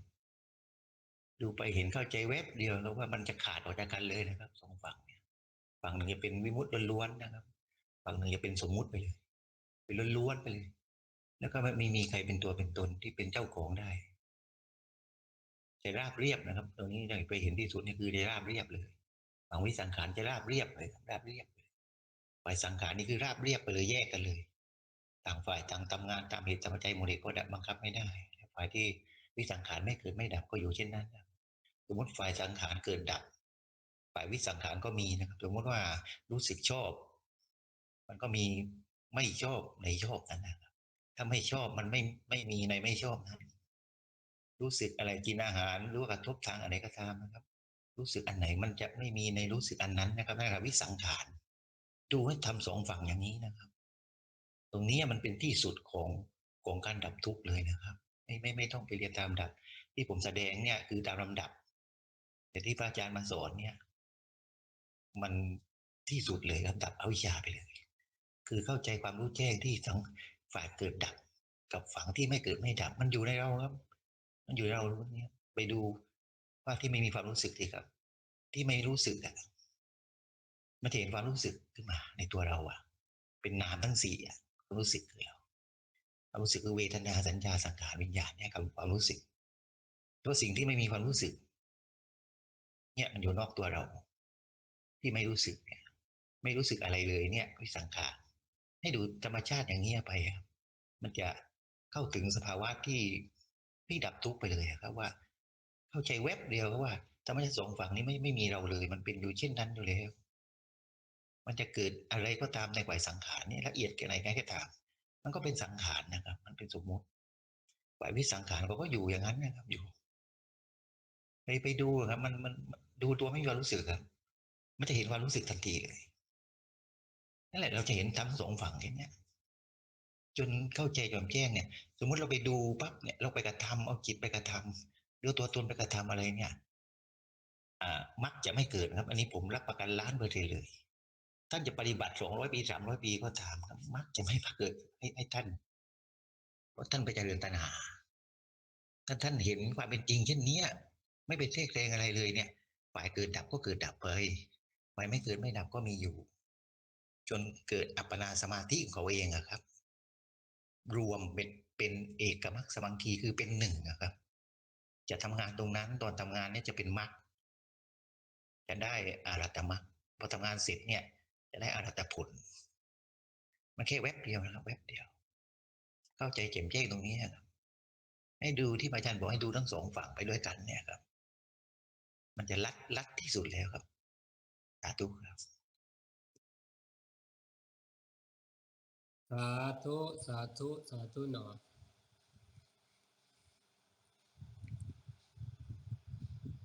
อาจารย์คะเอ่อที่เมื่อกี้อาจารย์บอกว่าเราดูการเอ่อการให้เห็นทั้งสองฝั่งเนี่ยแต่ในชีวิตประจำวันของเราเนี่ยนะคะบางทีเราไปมีการกระทบมันก็มีการเกิดดับเราก็เห็นสมมติเราเห็นสิ่งเหล่านี้เข้ามาเวลาที่เราสมมุติเราฟังข่าวปั๊บข่าวบางอย่างเนี่ยมันจะติดมันถ้าเวลาฟังอะไรเนี่ยบางทีถ้าเราฟังแบบว่าฟังแล้วปล่อยฟังแล้วปล่อยอย่างเงี้ยบางทีจิตของเราบางคนอย่างพวกเรายังอยู่ในชีวิตประจำวันของเราบางทีมันก็เข้าไปใน memory ของเรามันเกิดเป็นอยู่เข้าในอ่า เรียกว่าอะไรนะสัญญามันเข้าไปสัญญามันจำพอมันจำปุ๊บมันเกิดฟังปุ๊บมันเกิดสัญญามันเกิดเวทนาความรู้สึกขึ้นอะไรอย่างเงี้ยค่ะแต่ว่าข่าวบางอย่างเนี่ยฟังแล้วมันสะเทือนใจพอมันฟังสะเทือนใจปุ๊บเนี่ยมันคล้ายๆกับว่ามันเข้าไปอินเข้าไปร่วมกับมันจิตบางครั้งเนี่ยจิตมันจะเข้าไปร่วมกับการไอ้ข่าวอันนั้นปั๊บเนี่ย แล้วเวลาเราฟังข่าวจบเนี่ยมันจะเริ่มมีความรู้สึกว่าเออเดี๋ยวมันสัญญามันออกมาอีกแล้วมันออกมาปั๊บความรู้สึกเกิดขึ้นมาอีกแล้วมันก็มันจะเกิดอย่างเงี้ยแม้กระทั่งเห็นบางทีอย่างเงี้ยเราไม่ได้พยายามทำให้มันดับแต่เราจะเห็นมันความรู้สึกเนี่ยมันจะเกิดบ่อยเวลาความคิดเกิดปั๊บความรู้สึกตามมารู้สึกอย่างเงี้ย เอ่อถ้าเราเห็นไปอย่างเงี้ยเห็นมันก็เห็นข้างดับข้างไม่ดับแต่ความรู้สึกมันก็ยังอยู่เอ่ออาจารย์มีคำแนะนำว่ายังไงอะคะโอ้ที่กล่าวมาถูกหมดนะครับอย่าไปแทรกแซงอะไรเขาเกิดยังไงก็ให้เขาเป็นอย่างนั้นฝั่งที่ไม่เกิดไม่ดับก็อยู่อย่างนั้นฝั่งที่เกิดดับก็อยู่อย่างนั้นไม่ต้องไปแก้ไขอะไรก็ตามเราไปดูมันสะสมในสัญญาอะไรก็ตามมันจำได้ไม่ได้มันวันนี้มันทำงานของมันอยู่เลยครับขันธ์นะให้เห็นว่าเป็นจริงอยู่เช่นนั้นไม่ต้องไปแทรกแซงอะไรทั้งสิ้นไม่ต้องไปดัดแปลงอะไรทั้งสิ้นเห็นทั้งธรรมชาติทั้งสองฝั่งหนึ่งไม่เกิดไม่ดับฝั่งหนึ่งเกิดดับก็ปล่อยเขาไปเลยก็เป็นเช่นนั้นช่างเขาเป็นยังไงก็ช่างเขา ฝั่งวิ แต่ สังขารก็เป็นอยู่เช่นนั้นโดยไม่ดับให้เห็นอยู่ แต่ แค่ ว่า นี้ครับ เดี๋ยวจะ อาจารย์แต่ความรู้สึกเนี่ยมันจะเหมือนกับว่ามันจะยืดเยื้อมากเลย มันจะยืดเยื้อมากเลย นอกจากว่าเรามานั่งหลับตาแล้วมานั่งมองมันแล้วมันก็มันจะดับเร็วกว่าการที่เราจะลืมตาแล้วเราทำนู่นทำนี่แล้วก็ดูการเกิดดับดูสังขารวิสังขารอะไรอย่างเงี้ยค่ะอาจารย์ถ้าเพราะสมมติว่าเราปล่อยเราการที่เราอยู่ทำโดยไม่นั่งหลับตาเนี่ยนะอาจารย์มันจะเหมือนกับว่าความคิดความรู้สึกมันจะยืดเยื้ออยู่ในใจนานกว่านานแล้วก็ถ้าเกิดแล้วก็เดี๋ยวความคิดมันจะโผล่มาแล้วมันก็ดับไปแล้วมันก็โผล่มาแล้วก็หลับไปแต่ความรู้สึกมันก็ยื้ออยู่นะมันยิ่งอันไหนสะเทือนใจนานหน่อยมันก็ยิ่งยาวหน่อยอย่างเงี้ยค่ะเลยคิดว่าการที่บางครั้งเนี่ยมันเป็นความน่ารำคาญมันก็คล้ายเราก็เห็นความรำคาญบางทีความรู้สึกมันก็กลัวบางทีมันก็เห็นความรู้สึกที่กลัวบางทีความรู้สึกว่าเอ้ยมันก็สังสาระมันก็น่ากลัวมันก็ทำให้เออมันบางทีจิตมันก็ปรุงแต่งมันก็เราก็เห็นการปรุงแต่งของมันแต่การที่ความรู้สึกยืดเยื้ออย่างเงี้ย เราควรจัดการกับมันด้วยการเรามานั่งหลับตาทำหรือว่าเราจะนั่งดูมันจนมันก็ไม่ได้มันจะดับง่ายๆนะเพราะความรู้สึกเนี้ยมันบางทีความรู้สึกมันที่มันค้างอยู่ในใจมันจะรู้สึกแบบข้างในมันจะรู้สึกแม้กระทั่งเรารู้สึกตัวเราเห็นมันความรู้สึกมันอธิบายไม่ทราบไม่ถูกอะอาจารย์มันยืดเยื้อจังเลยอะไรอย่างเงี้ยค่ะสาธุครับสมมติลืมตาเราเห็นอย่างนั้นก็เป็นเช่นนั้นนะครับ หลับตาเห็นชัด หรือว่ามันดีกว่าก็เป็นเช่นนั้นนะครับ อย่าไปเลือกว่าหลับตาหรือลืมตาเห็นสภาวะเกิดดับเป็นเช่นนั้นก็แสดงยังไงยาวยืดเยื้อมีในใจก็เป็นของเขาครับอย่าไปเอาเราเข้าไปแทรกวิสังขารเขาก็ไม่เกิดไม่ดับให้เห็นเช่นนั้นว่าเป็นจริงอยู่เช่นนั้นไม่มีเราเข้าไปนะครับไม่ได้เลือกสิ่งหนึ่งสิ่งใดไม่มีค่าเลยครับสายสังขาร ไม่ให้ค่าเขาเลยเขาจะนึกคิดปรุงแต่งเขาจะจำไม่จำเขาจะยืดเยื้อหรือไม่ยืดเยื้อก็เห็นว่าเขายืดเยื้ออยู่เป็นเช่นนั้นนะครับก็วางเขาไปเลยเป็นเช่นนั้นหลับตาก็เห็นชัดแบบนี้ก็เป็นเช่นนั้นนะครับอย่าไปว่าหลับตาดีกว่าหรืออะไรดีกว่าตั้งแต่หลับตาหรือลืมตาเกิดเท่าไหร่ก็ดับไปเท่านั้นแล้วก็ฝ่ายสังขารวิสังขารก็อยู่ไม่เกิดไม่ดับเป็นความเป็นแจ้งอยู่เช่นนั้นมันจะราบเรียบแล้วก็ไม่มีตัวเราเข้าไปไม่ต้องไปแทรกแซงไม่ต้องไปดัดแปลงอะไรให้เกิดให้ดับให้น้อยให้มีให้ดีให้อะไรมันไม่มีเกิดเท่าไหร่ก็ดับเท่านั้นก็คือวางตรงนั้นเสียวางก็ไม่ใช่ว่าวางก็พูดถึงสมมุติว่ามันวางเข้าตรงกลางนะครับตรงกลางที่ฝ่ายไม่เกิดไม่ดับและฝ่ายเกิดดับนะครับไม่แทรกแซงทั้งฝ่ายเกิดดับและฝ่ายไม่เกิดไม่ดับนะครับสาธุใช่ป่ะแล้วอาจารย์คะอย่างสมมุติเราฟังอะไรอย่างเงี้ยถ้าเกิดว่ามันเป็นธรรมชาติของขันธ์ห้าอยู่แล้วที่มันจะต้องฟังมันจะฟังเนี่ยมันจะเกิดความจำขึ้นมามันจะจำมันจะรู้สึกแล้วมันก็เข้าไปโดยอัตโนมัติของขันธ์ห้าของเรามันจะเริ่มมีการฟังมันจะเริ่มสร้างความรู้สึกมันจะเริ่มอย่างเงี้ยแต่การที่คนที่เป็นภาริยาเนี่ยเวลาฟังอะไรพวกเนี้ยเขาจะปล่อยหรือว่าเขาจะวางยังไงอะคะอาจารย์ได้ยินยังไงก็เป็นเช่นนั้นนะครับเกิดสภาวะยังไงก็เป็นอย่างนั้นเกิดสภาวะฟังเสียงแล้วชอบก็เห็นว่าชอบมันเป็นเช่นนั้นฝ่ายสังขารแล้วก็ฝ่ายวิสังขารคือไม่เกิดไม่ดับไม่มีอะไรในเป็นในฝ่ายสังขารนะครับคือเข้ากลางทั้งหมดไม่มีตัวไม่มีตนนะครับเป็นเช่นนั้นเพราะเขายังไม่ตายเขายังรับรู้อารมณ์ต่างๆเป็นรู้สึกต่างๆอยู่เขาก็เป็นอยู่เช่นนั้นนะครับแล้ววิสังขารจะเป็นเช่นนั้นไม่มีตัวเราเลยก็เป็นอยู่เช่นนั้นนะครับบังคับไม่ได้สาธุสาธุค่ะอาจารย์ขอบพระคุณมากอ่านะตรงนี้จะมาเพิ่มไม่นิดหนึ่งนะคือคนคนทั่วไปเข้าใจว่าจิตที่เป็นโลกุตละแล้วเนี่ยมันจะไม่มีความจำหรือไม่มีเจตนาหรือไม่มีเวทนาหรือไม่มีอะไรอื่นแต่ว่าในอภิธรรมถ้าบางท่านก็เคยเรียนนะคือจิตที่ที่บังเกิดขึ้นเนี่ยต้องมีเจตสิกเข้าประกอบซึ่งที่รู้เรื่องได้เนี่ยที่เป็นอย่างไรได้เพราะมีเจตสิกที่เข้าประกอบเพราะตัวจิตเองล้วนๆเนี่ยเขาได้แค่รู้เฉย แต่ว่าที่เป็นอย่างไรได้รู้ว่าเป็นอย่างไรได้เนี่ยเพราะมีเจตสิกเข้าประกอบซึ่งเจตสิกที่เข้าประกอบเนี่ยเรียกว่าเป็นเจตสิกที่ประกอบกับจิตทั้งหมดทุกดวงมีจำนวน7อย่างเรียกว่าสัพพจิตตสาธารณเจตสิกเพราะนั้นในส่วนโลกุตระจิตก็มีในส่วนนี้นะก็คือ1ผัสสะเจตสิกก็คือหมายถึงธรรมชาติที่กระทบอารมณ์เวทนาเจตสิกหมายถึงธรรมชาติที่เสวยอารมณ์สัญญาเจตสิกหมายถึงธรรมชาติที่จำอารมณ์เจตนาเจตสิกหมายถึงธรรมชาติที่จัดแจงธรรมที่ประกอบกับตนให้ทำหน้าที่ของตนเอกคตาเจตสิกหมายถึงธรรมชาติที่สัพพยุตตธรรมทั้งตั้งอยู่ในอารมณ์เดียวชีวิตินทรีย์เจตสิกธรรมชาติที่รักษาสัมปยุตตธรรมมนสิการเจตสิกธรรมชาติที่น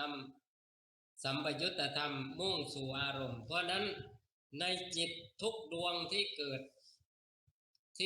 ที่ดับที่รู้อยู่นี่แหละที่รู้สึกอยู่นี่แหละก็มีสัพพจิตตสาธารณเจตสิกก็คือเป็นเจตสิกที่สาธารณะกับจิตทุกดวงเลย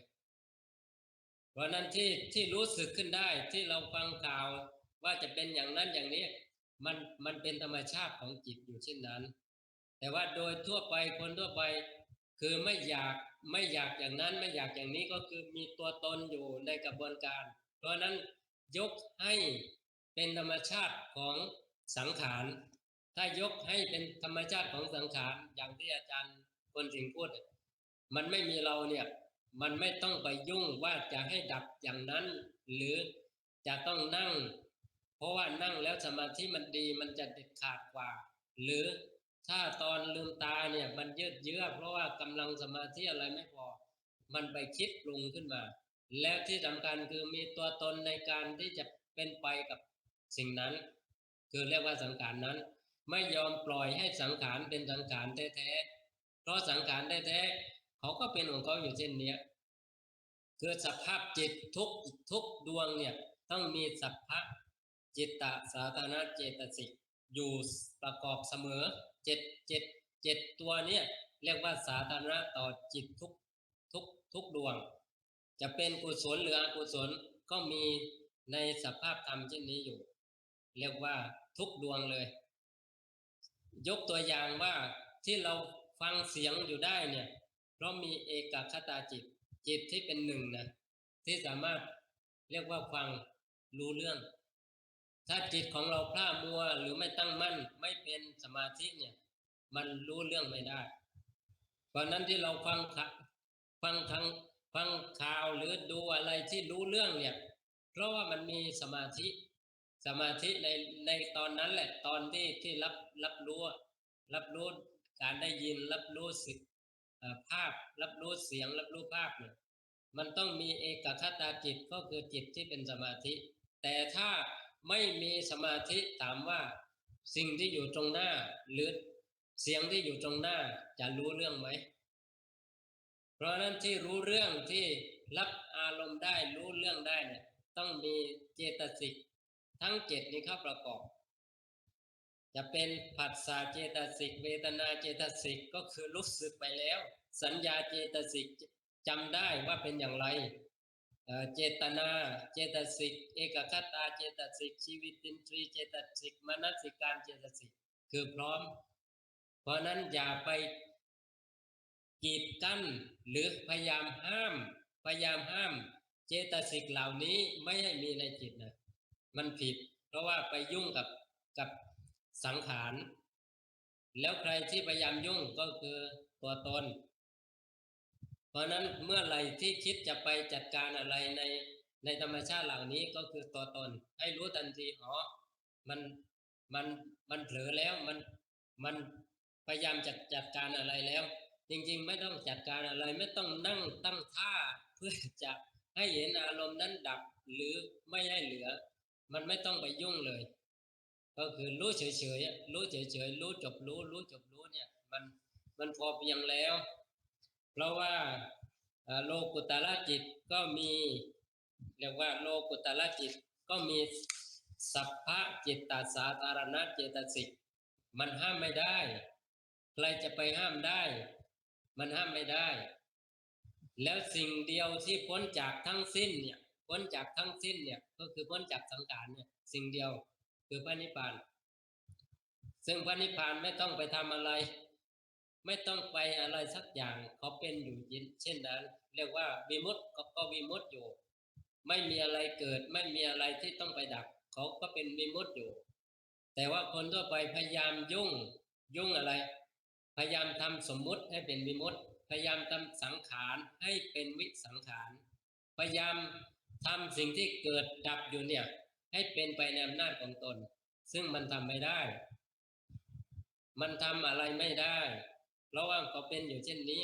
การรับรู้แต่ละครั้งต้องมีเจตสิกทั้ง7เข้าประกอบทุกดวงของการรับรู้ของจิตก็คือผัสสะเจตนาผัสสะเจตสิกเวทนาเจตสิกสัญญาเจตสิกเจตนาเจตสิกเอกคตาเจตสิกชีวินตินทรีย์เจตสิกมนสิการเจตสิกคืออันนี้ต้องยอมรับก่อนว่าเราปฏิเสธเรื่องทั้ง7นี้ไม่ได้ที่เข้ามาประกอบกับจิตปฏิเสธไม่ได้เราละหรือทำให้เกลี้ยงไม่ได้เพราะนั้นการทำนั่นแหละก็คือยุ่งการทำนั่นแหละก็คือตัวตนการทำนั่นแหละก็คืออวิชชาเพราะนั้นถ้าไม่อยากให้มันยาวก็คืออย่ายุ่งอย่าไปยุ่งเขาจะเกิดอย่างไรดับอย่างไรปล่อยให้เขาเป็นอย่าพยายามที่จะให้ดับคว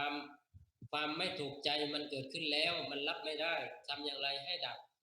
อันนี้ก็ผิดทันทีเลยคือมันเกิดแล้วก็รู้แค่นั้นเองรู้แค่นี้พอรู้คือมันไม่ยาวแต่เมื่อไหร่ใส่กระบวนการความเคยชินของเราพยายามที่จะดับผิดทันทีการกำหนดรู้เนี่ยการรู้จริงๆไม่ใช่เพื่ออย่างอื่นก็คือไม่ใช่เพื่อให้หายไ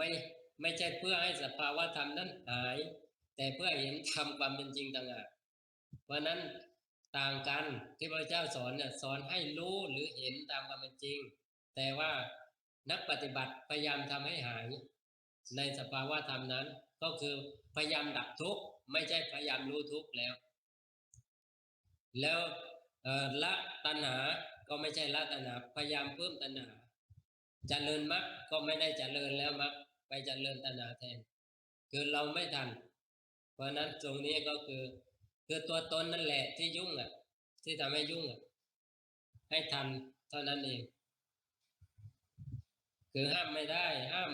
ามจิตไม่ประกอบด้วยเจตสิกไม่ได้แล้วจิตเกิดขึ้นโดยไม่มีเจตสิกเข้าประกอบเขาก็ทำงานไม่ได้เพราะนั้นจิตต้องประกอบด้วยเจตสิกถึงทำงานถึงรู้เรื่องถึงรับรู้เรื่องราวต่างๆอะไรได้เนี่ยเพราะนั้นการเป็นเช่นนี้เป็นเรื่องธรรมชาติของเขาเองแต่ว่าคนทั่วไปไม่ยอมรับว่านี้คือธรรมชาติข่าวที่เราเสพมันเป็นข่าวไม่ดีและมันก็ทำให้จิตปั่นป่วนก็มันก็ถูกต้องอยู่แล้วเพราะเหตุปัจจัยตรงนั้นมันเป็นอย่างนั้นมันก็ทำให้จิตใจฟุ้งซ่านก็ถูกต้องแล้วเราเสพข่าวในข่าวที่ดีข่าวที่เป็นบุญจิตใจก็เอิบอิ่มจิตใจก็เป็นบุญมันก็ถูกต้องตามธรรมชาติของเขาอยู่แล้วเมื่อมีเหตุปัจจัยเช่นนี้สิ่งนี้ก็เกิดขึ้นก็คือยอมรับเลยมันห้ามไม่ได้มีเหตุให้ดีใจก็ยอมรับว่าดีใจมีเหตุให้เสียใจก็ยอมรับว่าเสียใจเราฟังธรรมไม่รู้เรื่องก็ยอมรับว่าไม่รู้เรื่องเราฟังธรรมรู้เรื่องก็ยอมรับว่ารู้เรื่องเพราะนั้นง่ายที่สุดก็คือรับรู้ความเป็นจริงตรงนั้นก็คือรู้จบที่รู้อย่าพยายามอะไรต่อคือพูดแล้วว่าอย่าพยายามทำอะไรต่อพยายามเมื่อไหร่ตัณหาทำงานทันทีตัณหาเจริญทันทีมันไม่จบมันไม่ใช่ละตัณหาแล้วไม่ใช่ ไม่ใช่รู้ทุกข์พยายามดับทุกข์มันดับไม่ได้มันมันมันดับที่ทุกข์ไม่ได้ทุกข์ดับได้เพราะว่าตัณหาถูกละไม่เจริญตัณหา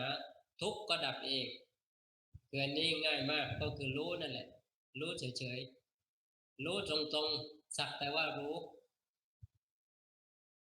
ถ้าเข้าใจแค่นี้มันไม่ยุ่งยากมันไม่เนิ่นช้าเลยนะไม่ต้องไปทำอะไรไม่ต้องไปนั่งหรือเดินตามที่เราเคยชินเพราะนั้นเราไปให้ค่าว่าเราเคยทำอย่างนี้มาแล้วมันได้ผล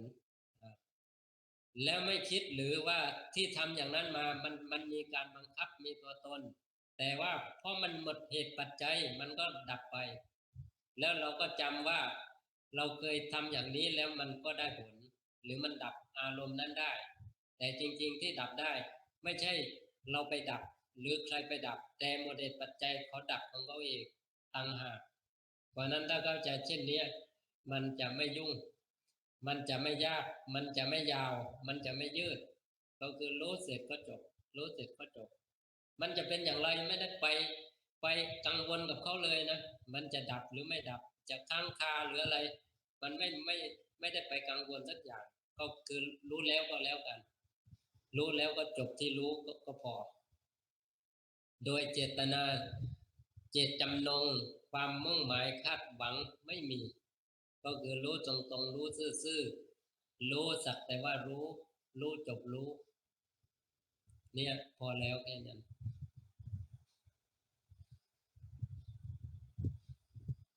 พระอาจารย์ฮะ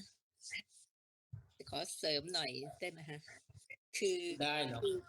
เท่าที่เราเรียนรู้มาเรียนธรรมะมาเนี่ยคือถ้าจะใช้อย่างพระอาจารย์เนี่ยมันถ้าใครทำได้ก็ทำก็ดีค่ะดีที่สุดแล้วแต่ว่าถ้าอย่างคนธรรมดาปุถุชนเนี่ยมันจะหมกมุ่นอยู่กับการปรุงแต่งวนไปวนมาความทุกข์เข้ามาวนไปวนมาเงี้ยแต่ว่าถ้าเราใช้ธรรมะช่วยเนี่ยมันก็จะช่วยให้สั้นลงได้เหมือนกันนะคะเพราะว่าเดี๋ยวก็เกิดกับตัวเองเหมือนกันน่ะมีทุกข์มากเลยมันก็คิดอยู่นั่นคิดอยู่เนี่ยวนไปวนมาในที่สุดเราก็นึกถึงธรรมะพุทธเจ้าว่าทุกอย่างมันก็ไม่ใช่มันก็เกิดขึ้นตั้งอยู่ดับไปนะแล้วก็มันก็เป็นกรรมของคนอื่นมันก็เป็นอะไรเงี้ยเอาความธรรมะเนี่ยมาปรับใจเราเนี่ยให้ใจเราเป็นกลางแล้วเรายอมรับสิ่งที่เกิดขึ้นแล้วก็ปล่อยวางถูกต้องที่คุณมิลินพูดเนี่ยถูกแต่ว่าถามว่ามันจะจบสิ้นปัญหาแท้จริงได้ไหมจบนะก็ฮะอาจารย์คนมันโล่งอาจารย์คนสิงห์พูดแล้วเมื่อกี้อาจารย์คนสิงห์พูดแล้วว่าสิ่งที่อาตมาแนะเนี่ยมันไม่ต้องชักช้าใช่ค่ะแต่ว่าเราพยายามที่จะใช้แบบสเต็ปก็คือได้คือไม่ใช่ผิดแต่ว่ามันจบปัญหาไม่ได้มันยังมีต่อมันจบได้ตอนนั้นก็จริงเพราะว่าการที่เอาธรรมะคือความเป็นจริงเนี่ยมากล่อมเกลาจิตเนี่ยมันใช้ได้แต่ว่าไม่เบ็ดเสร็จเด็ดขาดไม่บริสุทธิ์บริบูรณ์สิ้นเชิงคือเราจะเอาแบบไหนเราจะเอาแบบไหนก็ว่าไปได้เลยนะถ้าเอาแบบนั้นก็ได้มันไม่ใช่ผิดแต่ว่ามันเนื่นช้าค่ะมันช้าแต่แต่ว่ามันที่อาตมาแนะเนี่ยอาตมาเคยกลั่นกรองมาแล้วทั้งสิ้นอ่ะเพราะอาตมาเคยมาทั้งอย่างทุกอย่างตามที่โยมพูดอ่ะอาตมาทำมาก่อนก็คือใช้การแก้คือการแก้ตรงเนี้ยมันเป็นส่วนยังเรียกว่าไม่ใช่วิปัสสนาแท้เพราะว่ามันยังมีเจือด้วยสมถะเจือด้วยการเรียกว่าอืมเปลี่ยนอารมณ์หรือแก้อารมณ์หรืออะไรก็คือเหมือนว่ามีความโกรธเอาความเมตตามาแก้นี่เรียกว่าแก้ด้วยธรรมอันใดอันหนึ่งแต่ว่ายังไม่ใช่ยังไม่เด็ดเสร็จยังไม่เด็ดขาดยังไม่อาจที่จะเรียกว่าเป็นอิสระเพราะว่ามันยังต้องอาศัยอะไรอยู่ยังไม่อิสระคือเราจะเอาอย่างนั้นก็ได้แล้วทำไมการที่เราแล้วทำไมฟังแล้วอาตมาถามว่าทำไมฟังแล้วถึงไม่ยอมเข้าใจ เพราะเราไปติดของเก่าอยู่เรื่อยเราไม่วางของเก่าอาตมาเติมน้ำในแก้วเท่าไหร่มันล้นหมดมันล้นเพราะไปติดของเก่าไปติดสมมุติมันติดสมมุติอยู่เรื่อยพอพูดแล้วมันก็สมมุติมาเทียบว่ามันอย่างนี้ก็ได้นะอาจารย์มันไม่ยอมเปิดใจ100%ไม่ยอมเทของเก่าทิ้งอาตมาบอกแล้วว่ารู้อย่างไรก็วางความรู้ไว้ก่อนมันจะเข้าใจที่อาตมาพยายามนำเสนอนี่ไม่ได้หรือครูบาอาจารย์ที่ท่านพยายามสอนให้รัดสั้นไม่ได้เพราะอะไรเพราะเราไปติดสมมุติไปติดข้องอยู่กับสิ่งที่เรามีเราเป็นเราไม่ยอมวางมันก็เลยไม่เข้าใจความไม่มีไม่เป็นเพราะว่ามันไปติดความมีความเป็นอยู่เรื่อยศึกษามาก็ไปติดตำราอาตมาก็เอาบ้างเนี่ยก็อ้างตำราคือมันก็ยาวก็จริงแต่ว่ามันจำเป็นต้องอ้างเพราะว่าตรงนี้มันไปติดอยู่ว่าพอรับรู้ข่าวสารแล้วพอรับรู้ทางตาหูจมูกอารมณ์แล้วมันเกิดอย่างนี้ขึ้นอย่างนั้นขึ้นมันเป็นกระบวนการของสังขารเองมันเป็นกับกระบวนการของสังขารที่ทำงานเอง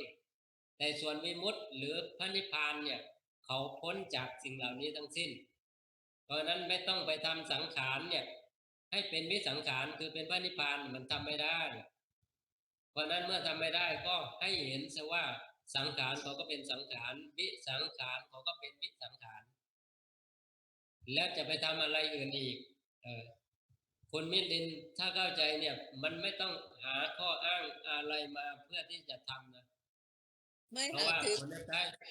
ทำแล้วเนี่ยถามว่ามันจบจริงไหมครั้งต่อไปมันจะใช้ได้ตลอดจริงไหมมันก็ไม่แน่ค่ะก็เข้าใจที่พระอาจารย์สอนนะคะแล้วก็จะทำอย่างนี้ไปเรื่อยๆตั้งแต่ต่อไปนี้แต่นี่พูดถึงอดีตนะคะอดีตที่ยังไม่ได้เรียนรู้จากเราเอาอดีตมาให้ยุ่งยากทำไมไม่ใช่ค่ะเล่าให้ฟังค่ะเพราะว่าถ้าโยมยอมรับของปัจจุบันแล้วอดีตโยมก็รู้แล้วถ้าโยมพ้นทุกข์มันพ้นไปแล้วถ้าโยมทำแล้วมันเกิดผลดีขึ้นมาโยมไม่ต้องชักช้ามาถึงวันนี้แต่มันใช้ไม่ได้จริงเพราะนั้นอาตมาทำอย่างไรให้มันเรียกว่าเบ็ดเสร็จไปเลยเพราะอาตมาเนิ่นช้ามาก่อนอาตมาเคยบอกแล้วอาตมาเนิ่นช้ามาก่อนมันไม่ใช่ปี2 ปีนะคือเริ่มบวชอาตมาก็เริ่มแล้วเริ่มศึกษาหาความจริงแล้วเพราะว่ามันเป็นมาตั้งแต่เด็กหน่อยพอมีปัญหาเนี่ยอาตมาพอมีปัญหาสมมติทะเลาะกับน้องเข้าบ้านไม่ได้ก็แอบอยู่ข้างเรือนนั่นแหละแต่ว่ามันเป็นป่ามีสวนมะเขือมีอะไรหลบซ่อนได้เพราะเด็กได้ยินอยู่นะโยมพ่อโยมแม่ก็พูดถึงอาตมาไม่กล้าเข้าในบ้านและถามว่ายุงกัดไหมยุงก็กัดทุกข์ก็ทุกข์ทรมานก็ทรมานลองดูสิเมื่อเป็นเช่นนี้จิตมันเห็นความทุกข์ตั้งแต่เล็กๆเลยนะ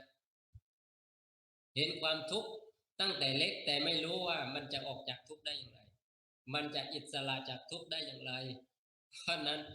มันไม่ใช่บังเอิญนะจับพลัดจับผลูมานั่งพูดปรุงแต่งให้เขาฟังนะไม่ใช่มันนี่เพราะอาตมาคือ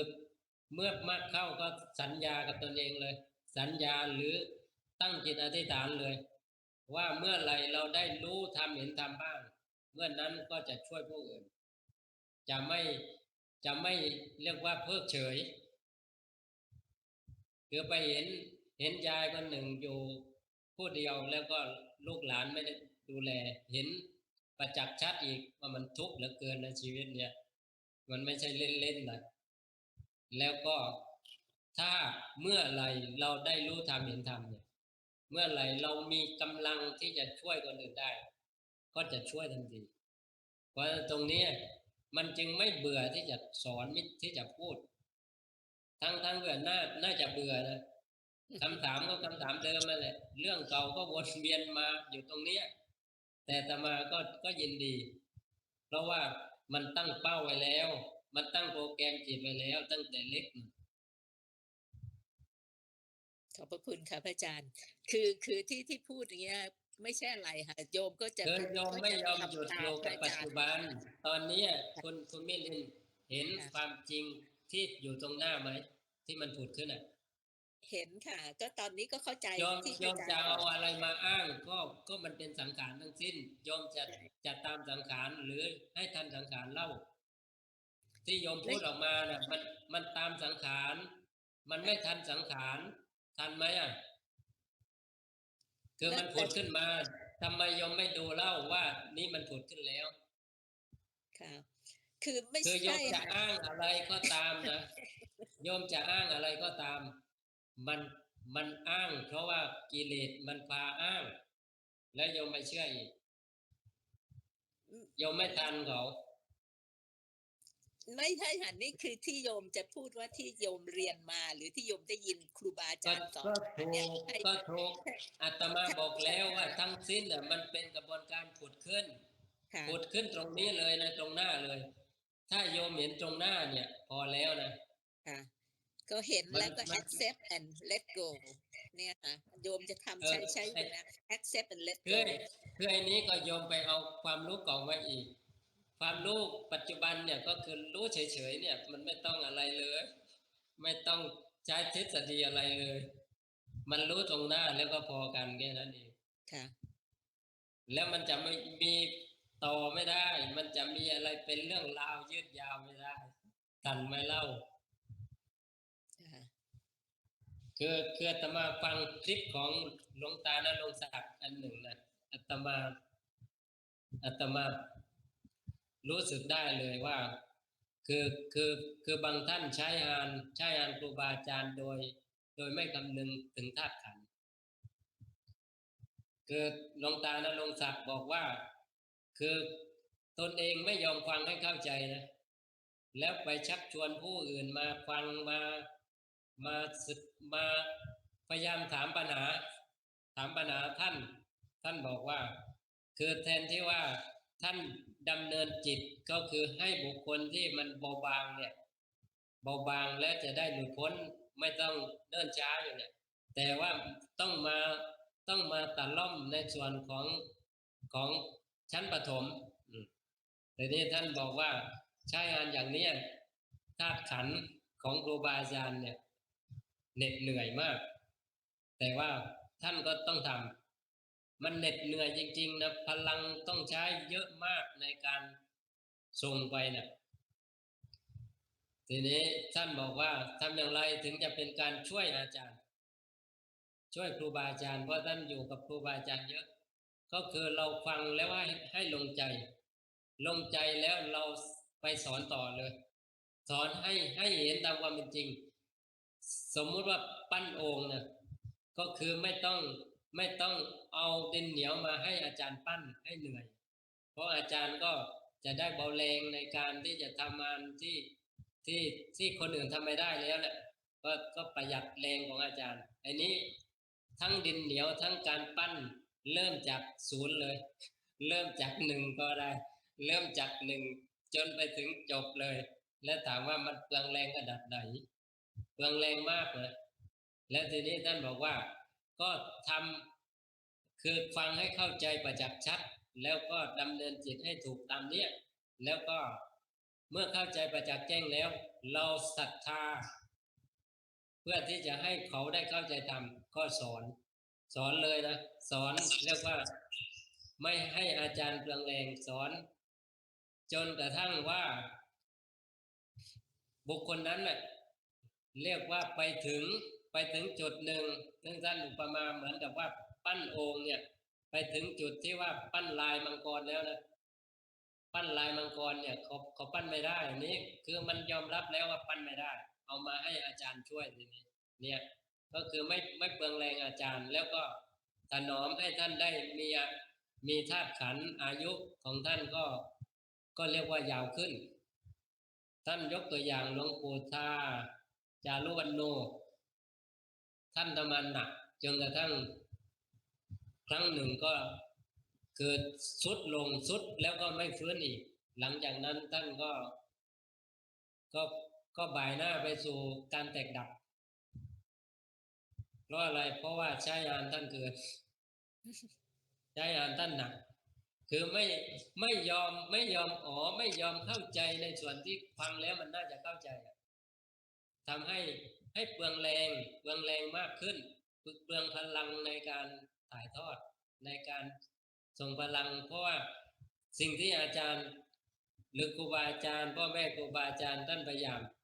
ก็คือพยายามทำหน้าที่ให้เขาได้รู้ได้เห็นตามที่พระเจ้าทรงตรัสสอนเพราะนั้นก็ถือว่าเป็นหน้าที่แต่ว่าถ้าให้ง่ายกว่านั้นก็คือเราไปฟังคลิปเก่าบ้างไปฟังในส่วนที่แสดงไว้บ้างแล้วก็อย่าเอาสมมุติมาคัดค้านคือเวลาฟังก็ปล่อย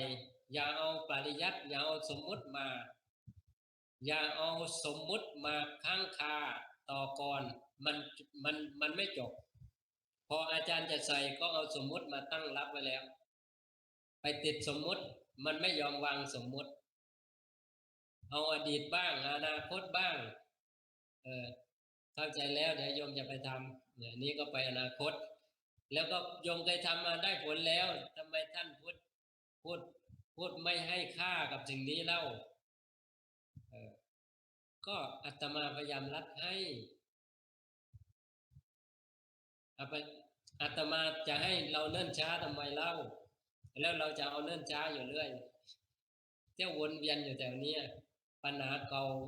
มันไม่ยอมสะสางแล้ววนเวียนไปมามันไม่ยอมออกทำท่าจะอ๋อแล้วมันไปเรื่องอื่นอีกคือดูให้ทันที่มันผุดขึ้นในจิตพอมันตั้งท่าที่จะถามสมมติว่าสงสัยจะถามเอาดูความสงสัยก่อน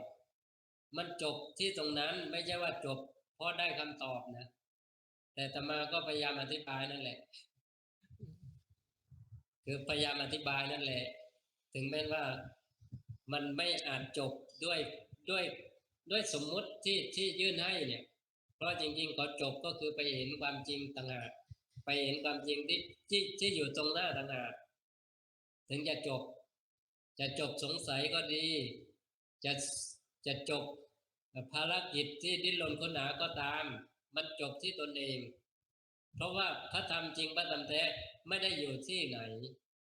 เคยพูดหลายครั้งแล้วว่าไม่ได้อยู่ที่ครูบาอาจารย์ไม่ได้อยู่ที่พระพุทธเจ้าไม่ได้อยู่ที่พระหลานไม่ได้อยู่ที่ในพระไตรปิฎกพระธรรมจริงพระธรรมแท้มันอยู่ในทุกชีวิตอยู่แล้วซึ่งพระธรรมเจ้าเป็นกัลยาณมิตรเป็นยอดกัลยาณมิตรให้เข้าใจหรือชี้ให้เห็นเปิดให้ดูชี้ให้เห็นบอกให้เข้าใจตามความเป็นจริงนั้นวันนั้นก็คือแค่รู้เห็นตามความเป็นจริงที่พระธรรมเจ้าทรงชี้ให้เห็นเนี่ยเรียกว่ามันไม่ยากไม่เนิ่นช้าก็บอกแล้วว่าความรู้เก่าของเราถ้ามันได้ใช้ได้การปฏิบัติเก่าของเราถ้ามันถูกต้องแล้วก็ไปสู่วิมุตติได้ก็อาตมาก็อนุโมทนาแต่ถ้ามันไม่ได้ถ้ามันยังคาใจมันยังไม่หมดสงสัยมันไม่สิ้นสงสัยก็ควรวางไว้ก่อนคือลองทำดูสิคือทำอย่างนี้ถ้าสมมติว่ายังคิดจะทำก็ทำได้ทำอย่างนี้ก็คือรู้จบรู้เฉยรู้จบรู้คืออะไรเกิดขึ้นก็รู้ไม่ต้องไปทำอะไรเพิ่มเสียงที่ได้ยินก็จบเห็นก็จบรับรู้ทางไหนก็จบอย่าต่ออย่าเติมอย่าเพิ่มอย่าให้ยาวถ้ายาวแล้วก็มันจบไม่ได้ภพชาติมันจบไม่ได้ลิงมันจับกิ่งไม้นี้ไอ้นี้เริ่มยาวแล้วลิงมันจับกิ่งไม้นี้แล้วมันก็ไปจับกิ่งไม้โน้นแล้วมันก็ไปต่อมันไปต่อ ไปต่อทั่วทั้งป่าแล้วลิงนี้มันจะจบการไปเมื่อไหร่มันไม่จบเพราะมันไปอยู่เรื่อยมันไม่ยอมหยุดมันไม่ยอมตกต้นไม้ตายมันก็เลยไปต่ออยู่เรื่อยไปทั้งป่าเลยนะทั้งป่านี้ก็ถ้าโลกนี้มีป่าต่อเนื่องมันก็ไปได้ทั่วมันไม่ยอมจบตอนไหนตอนหมดลมหายใจแล้วมั้งแต่ว่าในขณะที่เป็นเช่นนี้ก็คือให้มันจบอยู่ทุกขณะอย่าไปจับกิ่งไม้ใหม่ก็คืออย่าให้มันยาวไปก็คือให้มันจบตรงอารมณ์ที่เกิดตรงนั้นเห็นก็คือให้จบได้ยินก็ให้จบเราใช้ชีวิตอย่างไรทีนี้ทางโลกให้มันจบตรงนี้ก่อนนะแล้วหลังจากนั้นค่อยเรียนรู้ว่าจะใช้ชีวิตอย่างไรมันก็ใช่มันก็ต้องเรียนรู้เนี่ยเรียนรู้ว่าจะอยู่กับโลกนี้อย่างไรถ้ามันเรียกว่าตายซะก่อนตายก็คือตายซะก่อนตายก็คือตัวตนมันตายซะก่อนแล้วชีวิตที่เหลือมันไม่มีตัวตนแล้วจะอยู่อย่างไรก็เรียนรู้ต่อไปค่ะพระอาจารย์ แล้วอย่าเข้าใจว่าอาตมาจบแล้วนะอาตมาพูดไปอย่างนั้นนะพูดตามที่ได้ยินมาตามที่รู้มาอย่าเข้าใจว่าอาตมาจบแล้วนะกราบสาธุค่ะพระอาจารย์กราบขอโอกาสค่ะพระอาจารย์ สาธุได้เนาะ คือการที่เราปฏิบัติแล้วก็เรียนรู้มาเนี่ยสั่งสมมาเนี่ยมันจะมีจุดหนึ่งหรือเหตุปัจจัยอะไรครับพระอาจารย์ที่จิตเราจะยอมคือยอมโดยสิเราราบโดยที่ไม่มีคำถามไม่มีอะไรเลย ใจมันยอมของมันเอง มันยอมลงยอมปลงของมันเองครับพระอาจารย์พอถึงจุดนั้นเนี่ยเราถึงจะปล่อยได้ คือโยมคิดว่ามันจะต้องมีเหตุปัจจัยซึ่งเราเข้าถึงจุดนั้นครับพระอาจารย์โดยที่เราตั้งใจหรือไม่ตั้งใจคือ มันมีวันหนึ่งที่มีความรู้สึกว่าเรายอมแพ้เรายอมปล่อยเรายอมวางหมดยอมสลัดคืนหมดทุกสิ่งทุกอย่าง ให้ธรรมชาติโดยที่มันไม่มีคำถามไม่มีอะไรเลย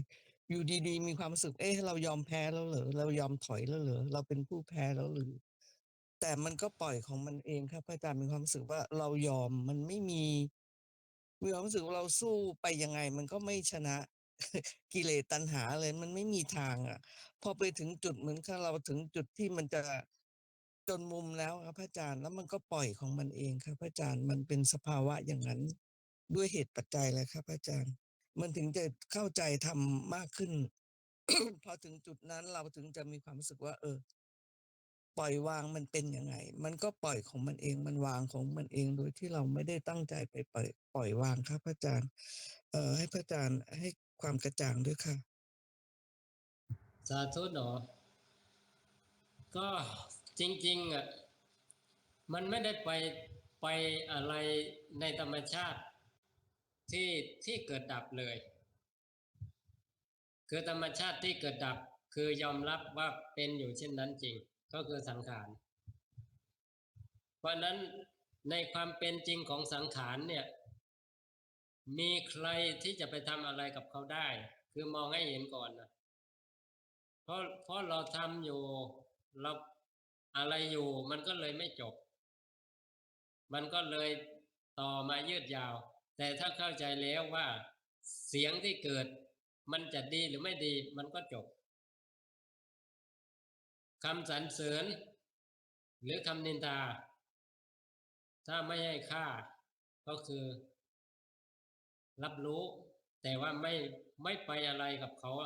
ก็คือมันจบตรงหน้าแต่ว่าการทำเช่นนี้ได้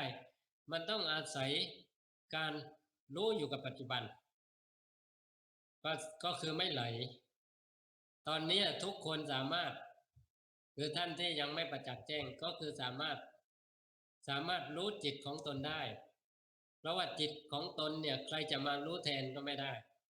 สามารถรู้ได้ถ้ารู้แล้วเป็นอย่างไรก็คือยอมรับตรงนั้นเลยนะไม่ต้องไปต่ออะไรเขาก็คือมันเป็นอย่างนั้นก็ยอมรับก็คือรู้ตามความเป็นจริงเพราะฉะนั้นในส่วนของการรับรู้เนี่ยถามว่าถ้าไม่มีจิต มันจะมีอะไรไหมเพราะนั้นที่มีอยู่เนี่ยเพราะจิตเพราะนั้นการไปรู้ว่ามีอะไรเป็นอย่างไรก็คือรู้จิตรู้จิตก็คือรู้ความเป็นจริงเพราะนั้นแท้จริงก็คือรู้จิตถึงแม้ว่ารู้กายถ้าไม่มีจิตที่จะไปรับรู้กายเพราะนั้นกายที่ว่านี้มันจะมีความหมายอะไรไหมมันจะเป็นอย่างไรจะเรียกว่าเดินหรือยืนหรือนั่งหรือนอนหรือเคลื่อนไหวอะไรต่างๆได้ไหมมันมันบัญญัติอะไรไม่ได้เลยแต่ที่บัญญัติได้เพราะเราไปใส่สมมุติให้ซึ่งการเป็นไปตรงนี้เขาเป็นของเขาอยู่เช่นนี้แต่อย่าไปติดในสมมุติเหล่านั้นว่าเป็นจริงเป็นจังหรือเป็นตัวตนแค่รู้ว่าเป็นกระบวนการของธรรมชาติเขาเกิดเพราะเหตุปัจจัยหมดเหตุปัจจัยเขาก็ดับเกิดตามเหตุปัจจัยหมดเหตุปัจจัยเขาก็ดับบังคับเขาไม่ได้สักอย่างหนึ่งคือยอมรับอยู่ตรงหน้าอย่าไปหาข้างหน้าแล้วอย่าไปอะไรกับอดีตพระพุทธเจ้าตรัสแล้วว่าไม่อะไรอดีตและไม่พะวงถึงสิ่งที่ยังไม่มาถึงคือตัดสองการนี้ก่อนตัดสองการนี้ก่อนแล้วก็มารับรู้อยู่กับปัจจุบันเมื่อรับรู้อยู่ปัจจุบันแล้วรู้โดยความเป็นจริงอย่างนี้ก็จะเห็นได้ว่าสิ่งที่เกิดดับเขาก็เกิดดับโดยเป็นจริงอยู่เช่นนั้นแหละห้ามไม่ให้เกิดก็ไม่ได้คือตรงนี้เราต้องเห็นอย่างเสียงที่ได้ยินเนี่ยเขาก็ได้ยินไปแล้วถามว่าเราจงใจที่จะได้ยินไหมตั้งใจที่จะได้ยินไหมคือถ้าพูดถึงเจตสิกที่ว่าเนี่ยก็มีเจตนาเจตสิกเขาทำงานของเขาอยู่แล้วถามว่าเราต้องจงใจเจตนาเพิ่มอีกไหมก็ไม่ต้องเพราะว่าในเจตสิกเขาทำงานอยู่แล้วนะเจตนาเจตสิกนั้นเพราะฉะนั้นคือปล่อยให้เขาทำงานเองเราอย่าไปอะไรอื่นอีกก็คือได้ยินเสียงก็พอเห็นทางตาก็พอทางตานั่นแหละก็คือรับรู้แค่นั้นตรงนี้มันใช้อะไรใช้สมาธิด้วยไม่ใช้ความตั้งมั่นของจิตจึงเห็นกระบวนการได้ว่ามันเกิดแล้วก็ไม่ไหลเกิดแล้วก็ไม่ไหลถ้าไหลก็คือสมาธิไม่ตั้งมั่นมันไหลไปไหนอ่ะไปอดีตไปเทียบเคียงกับอดีตเรื่องนี้เราเคยได้ยินแล้วอดีตเรื่องนี้เราเคยรู้สึกมาแล้วยิ่งบุคคลระลึกชาติได้เนี่ยพอเห็นสิ่งนี้ปุ๊บมันย้อนทันทีย้อนไปอดีตโอ้มันย้อนไปทันทีว่ามันเคยเกิดแล้วเรื่องนี้คือการระลึกชาติเนี่ยไวถ้าจิตทรงสมาธินี่ไวแวบเดียวมันไปในอดีตทันทีมันเรื่องนี้มันไม่ใช่เพิ่งเกิดตอนนี้นะเคยเกิดมาแล้วในอดีตคือมันไวมากมันไวแต่ถ้าไม่ให้ค่าอะไรมันไม่ได้วิเศษวิโสอะไรนะก็เกิดเสร็จมันก็จบตรงนั้นเลยตรงหน้าเลยแล้วก็ไม่ไปอนาคตว่าจะอย่างไรต่อกังวลไปอนาคตอะไรก็ไม่มีข่าวสารอย่างไรมันก็ไม่ทำใจให้ปั่นป่วนเพราะว่ามันอยู่ปัจจุบัน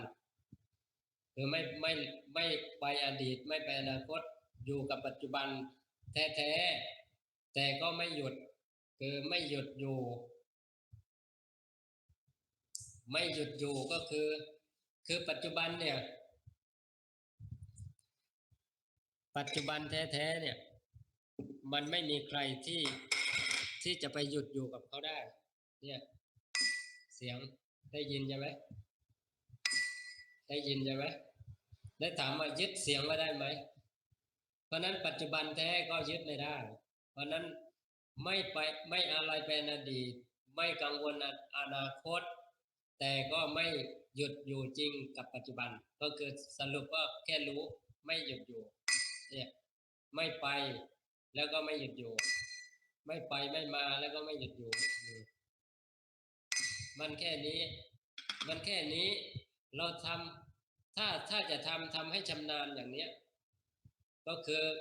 ทำให้บ่อยๆพระพุทธเจ้าตรัสว่าภาวิตาภรีกตาเกินนั้นก็คือช้าไปอีกแต่ถ้าไม่ช้าก็คือรู้แล้วก็ยอมรับตรงนี้เลยมันไม่ยาวแต่ถ้ายาวก็คือภาวิตาภาวุริกตาทำบ่อยๆทำอยู่บ่อยๆทำให้มากเจริญให้มากก็คือทำบ่อยๆตรงนี้มันก็จะเรียกว่าประจักษ์ขึ้นมาจนถึงที่เรียกว่าถึงที่ก็คือยอมอย่างที่คุณแอนพูดพอเหตุปัจจัยพรั่งพร้อมเขายอมของเขาเองเพราะว่ามันดิ้นจนสุดฤทธิ์สุดเดชมาแล้วมันทำหลายอย่างแล้วสมมติว่านั่งดูเวทนาก็ไม่ใช่ชั่วโมง2 ชั่วโมงนั่งยาวไปเลยตามดูสิว่ามันจะจบเมื่อไหร่แต่ผลท้ายก็ไม่ใช่เจริญมรรคแต่ว่าเจริญตัณหาตามดูลุ้นด้วยนะมันจะดับแล้วดับแล้วดับแล้วดับแล้วเอามันตั้งต้นขึ้นอีกคือถ้าเห็นอย่างนี้แล้วยอมรับมันไม่ใช่อะไรเลยมันแค่สักแต่ว่าเวทนาจริงๆสมมติว่าเวทนาก็สักแต่ว่าเวทนามันแรงสุดๆอย่างไรหัวท้ายมันก็สาให้นึกว่าต้มน้ำเนี่ยมันเดือดถึงจุดเดือดมันก็หยุดเพราะนั้นเวทนาแรงเท่าไหร่มันก็หยุดเพราะนั้นความรู้สึกในข้างในของเรามันแรงแค่ไหนมันรุนแรงอย่างไรในส่วนเวทนาทางจิตนะสมมติมันก็ซาเพราะนั้นมันซาและจำเป็นต้องไปยุ่งให้มันยาวทำไมก็คือปล่อยก็เลยก็แค่รู้แค่เห็นตามความเป็นจริงแค่รู้แค่เห็นตามความเป็นจริงมันง่ายกว่าไม่ต้องยุ่งยากพอเหตุปัจจัยพร้อมมันก็ไม่ต้องทำอะไรให้ยุ่งยากเลยก็แค่รู้นี่แหละเพราะนั้นเคยพูดแล้วหลายครั้งว่ารู้ก็คือเบื้องต้นท่ามกลางก็รู้สุดท้ายก็รู้มันไม่มีมากกว่านี้เราจะเอาจริงไหมเราจะเอาความหลุดพ้นในชาตินี้ไหมถ้าเอาก็นั่นแหละรับได้แล้วแต่ถ้าไม่เอาก็แล้วแต่คืออันนี้บังคับไม่ได้อยากจะให้ยากอยากจะให้ยาวก็ไม่มีใครบังคับไม่มีใครไปกะเกณฑ์ได้เพราะว่าไม่อาจบังคับกันได้แต่ว่าคือชี้แจงแสดงให้เห็นว่าเป็นอย่างนี้เป็นอย่างนี้เกิดจิตมันไม่ยอมเพราะว่ามันเชื่อกิเลสแต่เมื่อไรเขาเชื่อธรรมเขาก็ยอมสิโลราชต่อธรรมตามที่คุณแอนพูดพอถึงที่สุดยอมสิโลราชไม่ดิ้นรนไม่ค้นหาไม่ทะยานอยากก็คือรู้ก็สักแต่ว่ารู้นั่นแหละก็คือไม่ใช่พยายามสักแต่ว่าแล้วมันเป็นสักแต่ว่าจริงๆเป็นอยู่ด้วยการสักแต่ว่าไม่อะไรเพิ่มรู้ก็จบที่รู้ก็คือสักแต่ว่าคืออธิบายง่ายๆก็ไม่ต้องทำอะไรเพราะว่าทุกอย่างเขาก็เป็นของเขาอยู่แล้วสังขารก็เป็นสังขารยอมรับอย่าทำสังขารให้เป็นวิสังขารมันทำไม่ได้จะทำสิ่งวุ่นวายให้สงบมันไม่ได้ก็ปล่อยห้ามไม่ให้เกิดก็ไม่ได้เกิดแล้วสกัดกั้นให้อยู่ก็ไม่ได้เพราะนั้นทำอะไรไม่ได้เกิดก็เกิดเองดับก็ดับเองก็ปล่อยเขาก็ยอมส่วน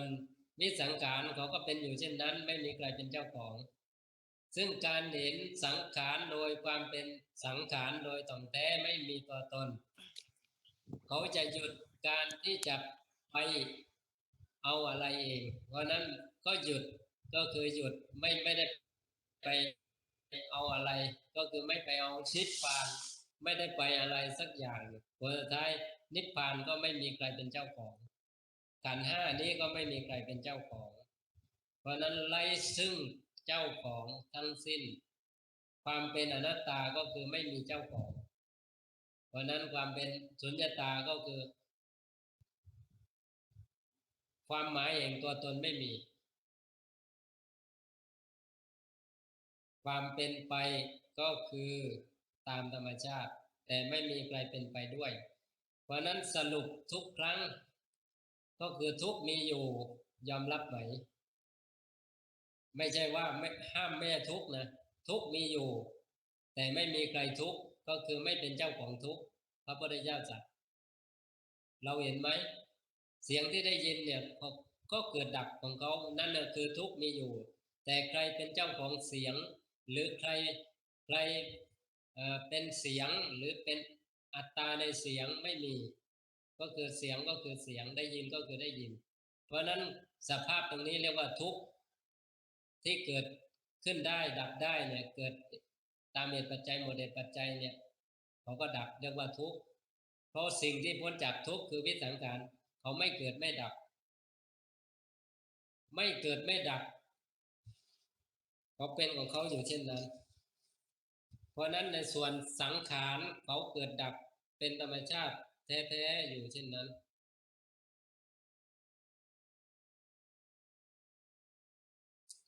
ธรรมชาติไม่เกิดไม่ดับเขาก็เป็นธรรมชาติอยู่เช่นนั้นเป็นธรรมชาติอยู่เช่นนั้นเพราะนั้นเห็นตามความเป็นจริงเช่นนั้นก็คือถึงที่สุดก็คือเห็นความจริงเช่นนั้นความจริงเป็นเช่นนั้นก็คือตัตตา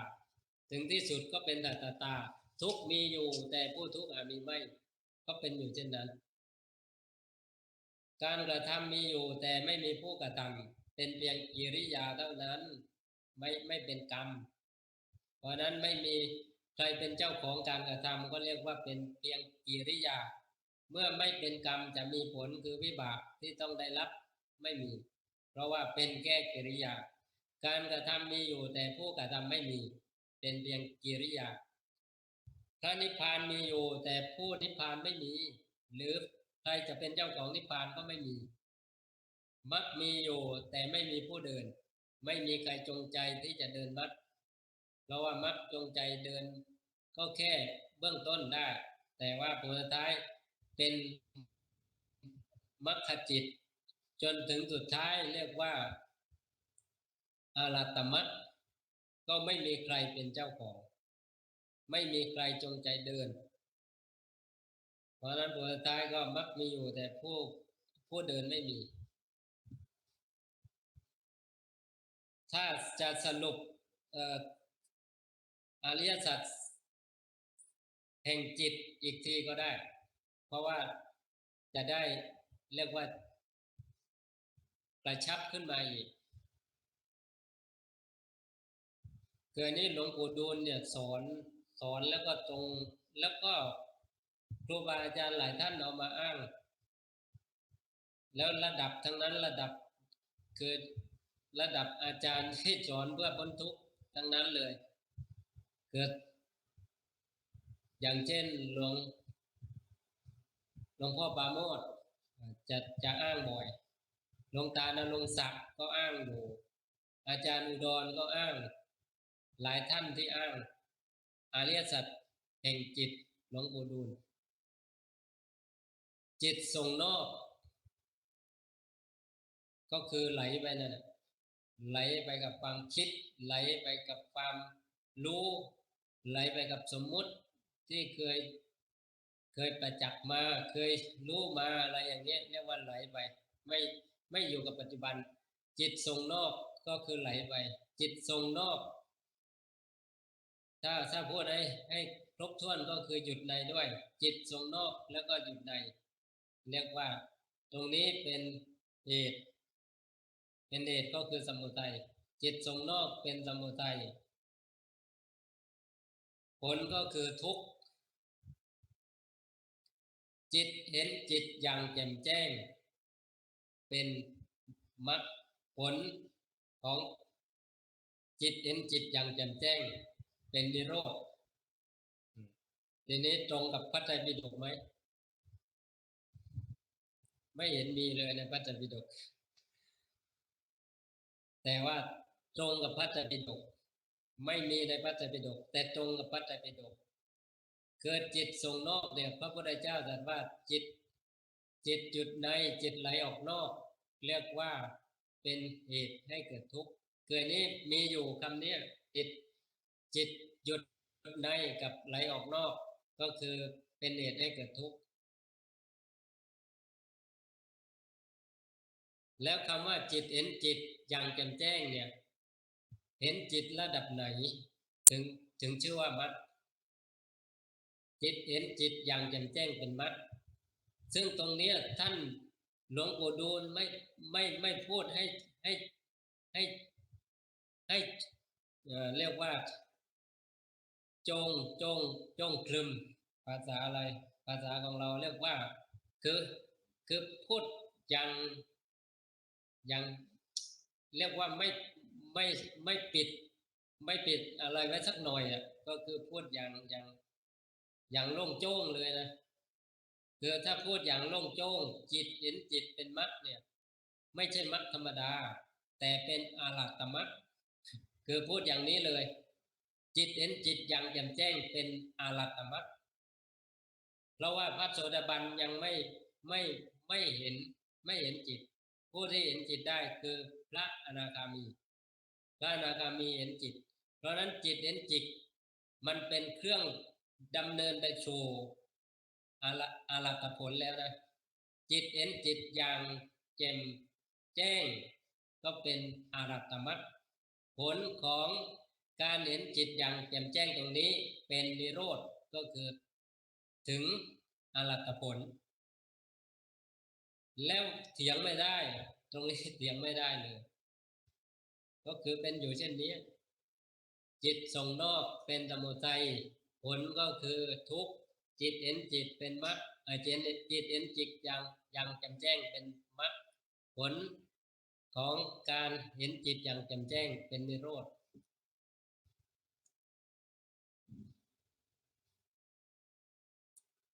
ทีนี้เราไม่ยอมทำง่ายไม่ยอมดูจิต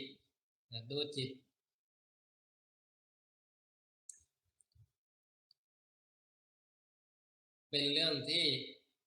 ที่ยากสำหรับคนไม่เข้าใจแต่คนเข้าใจเนี่ยง่ายแล้วก็รัดเพราะว่าถ้าเห็นจิตเนี่ยมันไม่ใช่เบื้องต้นแล้วที่เห็นจิตอ่ะมันไม่ใช่พื้นฐานแล้วนะไม่ใช่ปฐมแล้วนะ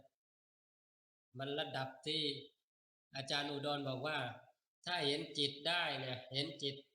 ได้แล้วก็จิตที่ว่างเป็นจิตเดิมแท้เนี่ยมันไม่ใช่นับหนึ่งนะนับที่51เลยแล้ว51แล้ว52ไหมบางทีก็พรวดเดียวไปถึง100ก็ได้คือไม่ต้องนับไม่ต้องกอไก่นะแล้วก็ไปถึงรอจุฬาถ้าไปหยองอ่างเนืองนองฮอนกฮูกตาโตเลยแล้วไม่ต้องยุ่งยากไม่ต้องอะไรให้ยากเลย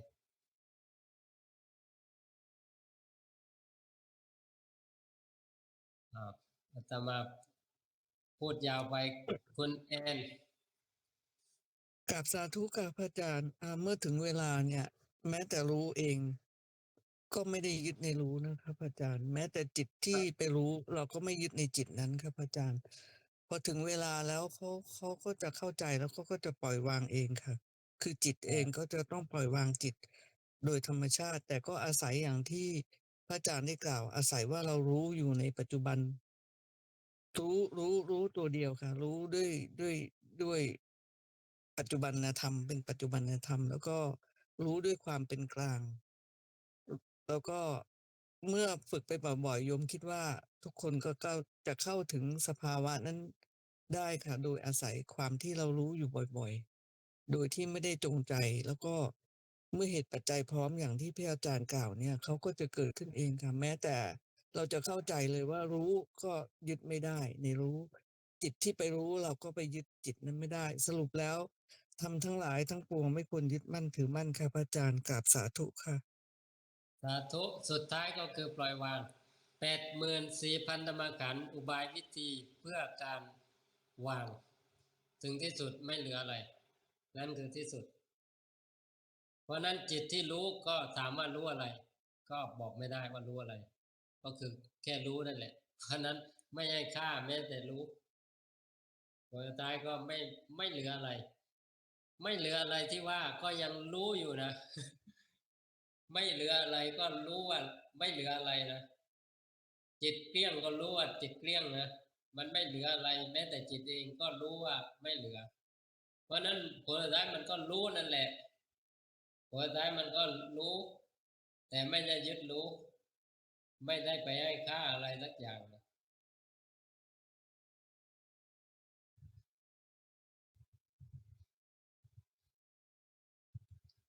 แล้วการปรุงแต่งการอะไร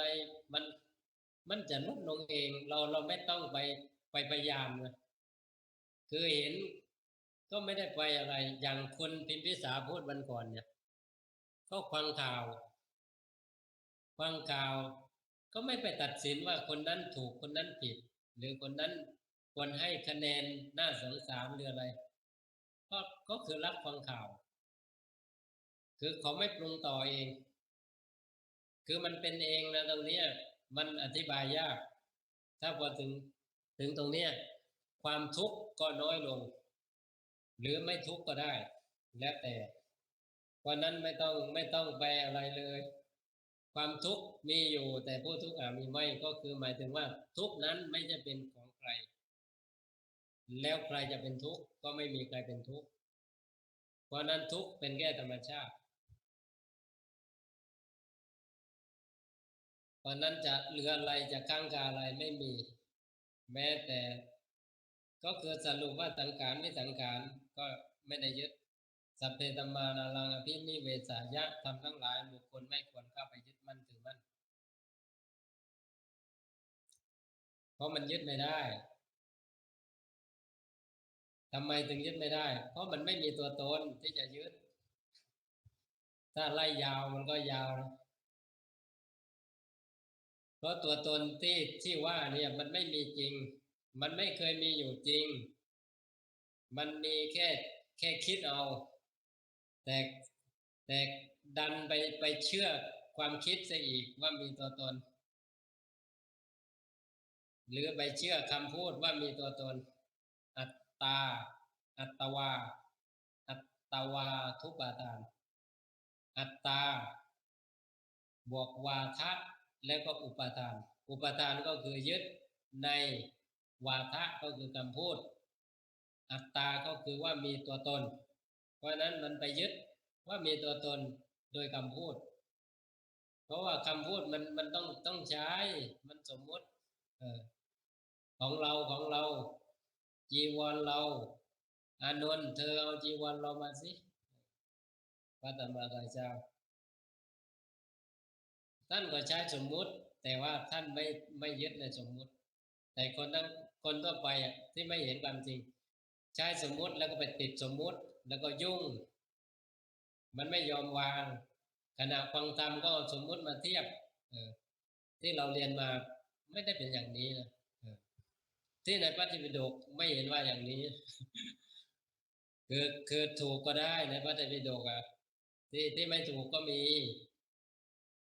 เพราะว่ามันไม่ใช่ว่าไม่มีการปลอมปนนะ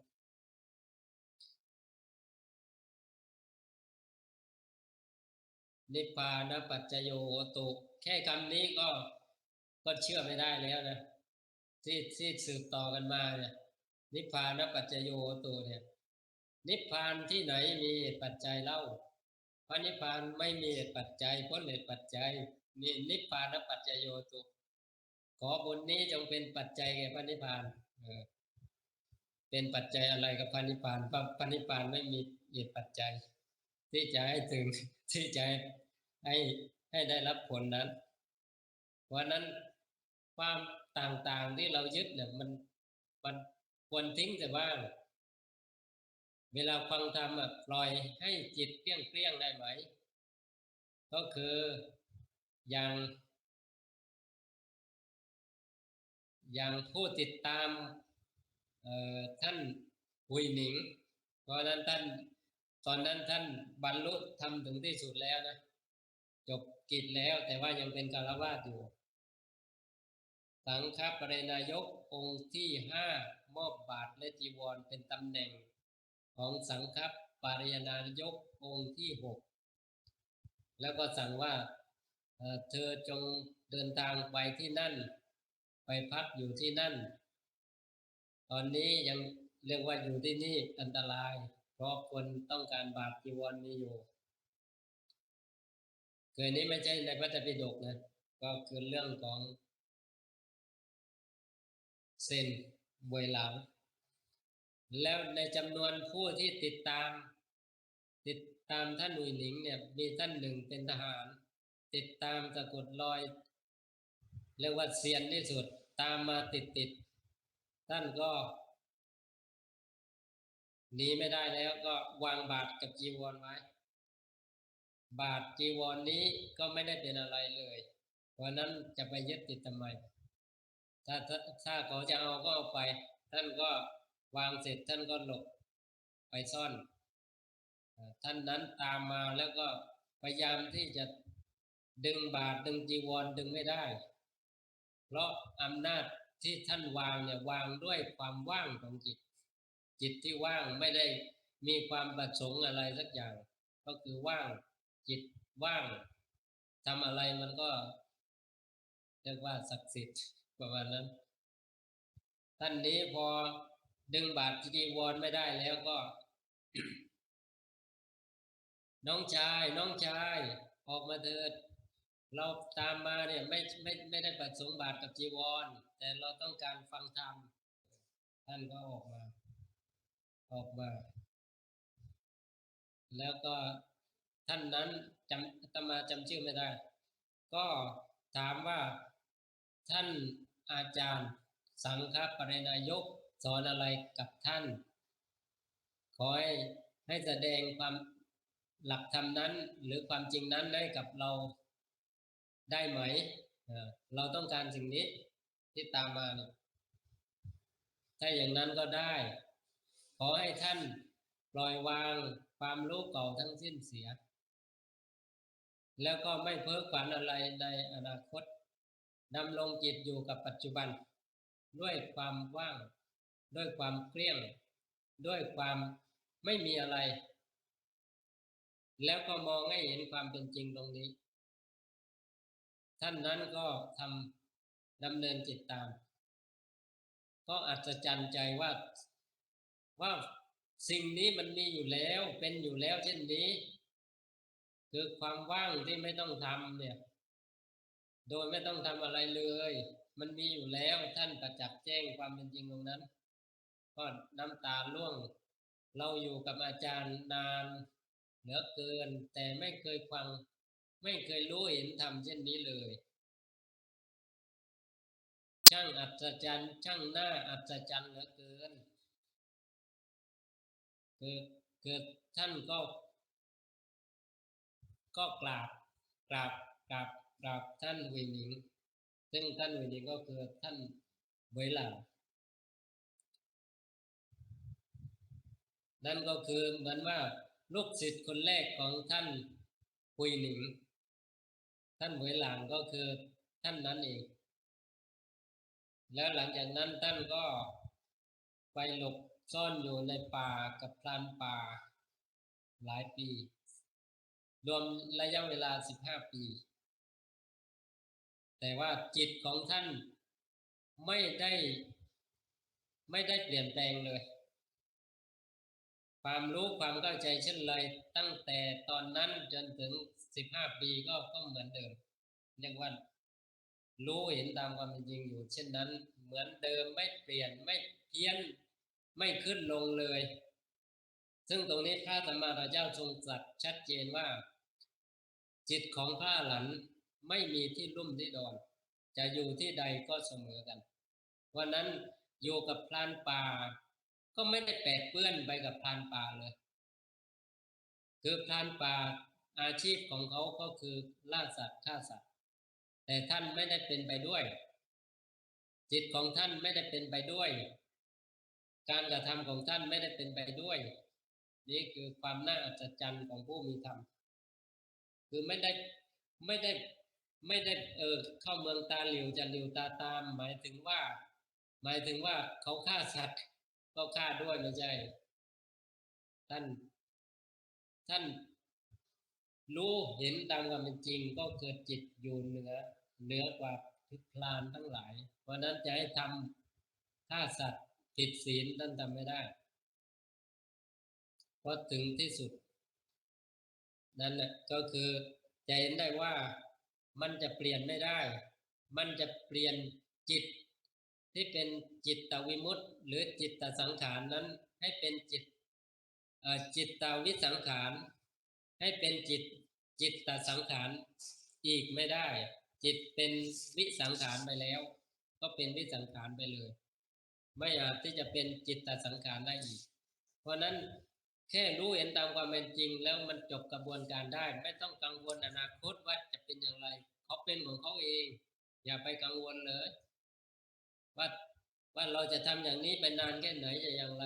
ให้มันเห็นตรงหน้าพอเห็นตรงหน้าว่ามันเป็นเช่นนี้มันไม่ได้เป็นอย่างอื่นเลยมันไม่ได้เป็นอย่างอื่นหมายถึงว่าสิ่งที่เกิดด้วยเหตุปัจจัยเมื่อเหตุปัจจัยเขาก็ดับไม่ได้เป็นอย่างอื่นเลยเขาเป็นอย่างนั้นจริงๆสิ่งที่ไม่มีเหตุปัจจัยให้เกิดแล้วก็ไม่อาจปรุงแต่งให้เป็นอย่างไรได้เขาก็เป็นของเขาอยู่เช่นนั้นเพราะนั้นที่สุดก็คือเช่นนั้นเป็นอย่างนั้นเองเป็นอย่างนั้นเองไม่มีการความรู้ความเข้าใจถึงที่สุดก็คือไม่มีการเพราะว่าเป็นอยู่อย่างนั้นตลอดเป็นเนื้อเดียวกันตลอดไม่แยกก็คือไม่แยกอดีตอนาคตหรือปัจจุบันก็เรียกว่าพ้นการพ้นสมัยเป็นอากาลิโกคำว่าอากาลิโก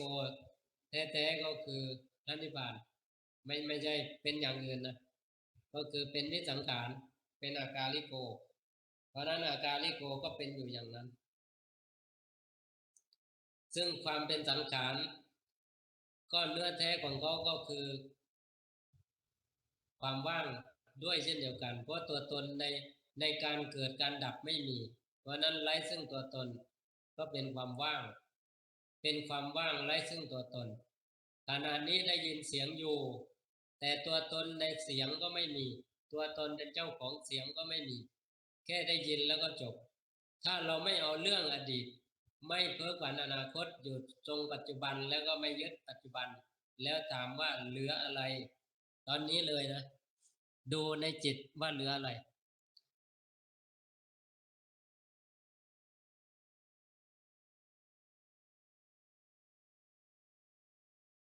ถ้าเงียบอาตมาก็เอวังสมควรแก่กาลเวลาแล้วหนอ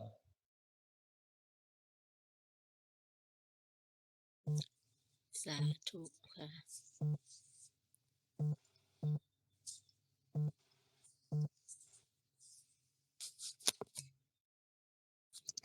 ท่านใดมีคำถามอะไรไหมคะ ถ้าไม่มีก็จะได้ให้พระอาจารย์ท่านพักผ่อนค่ะ มีอะไรไหมคะ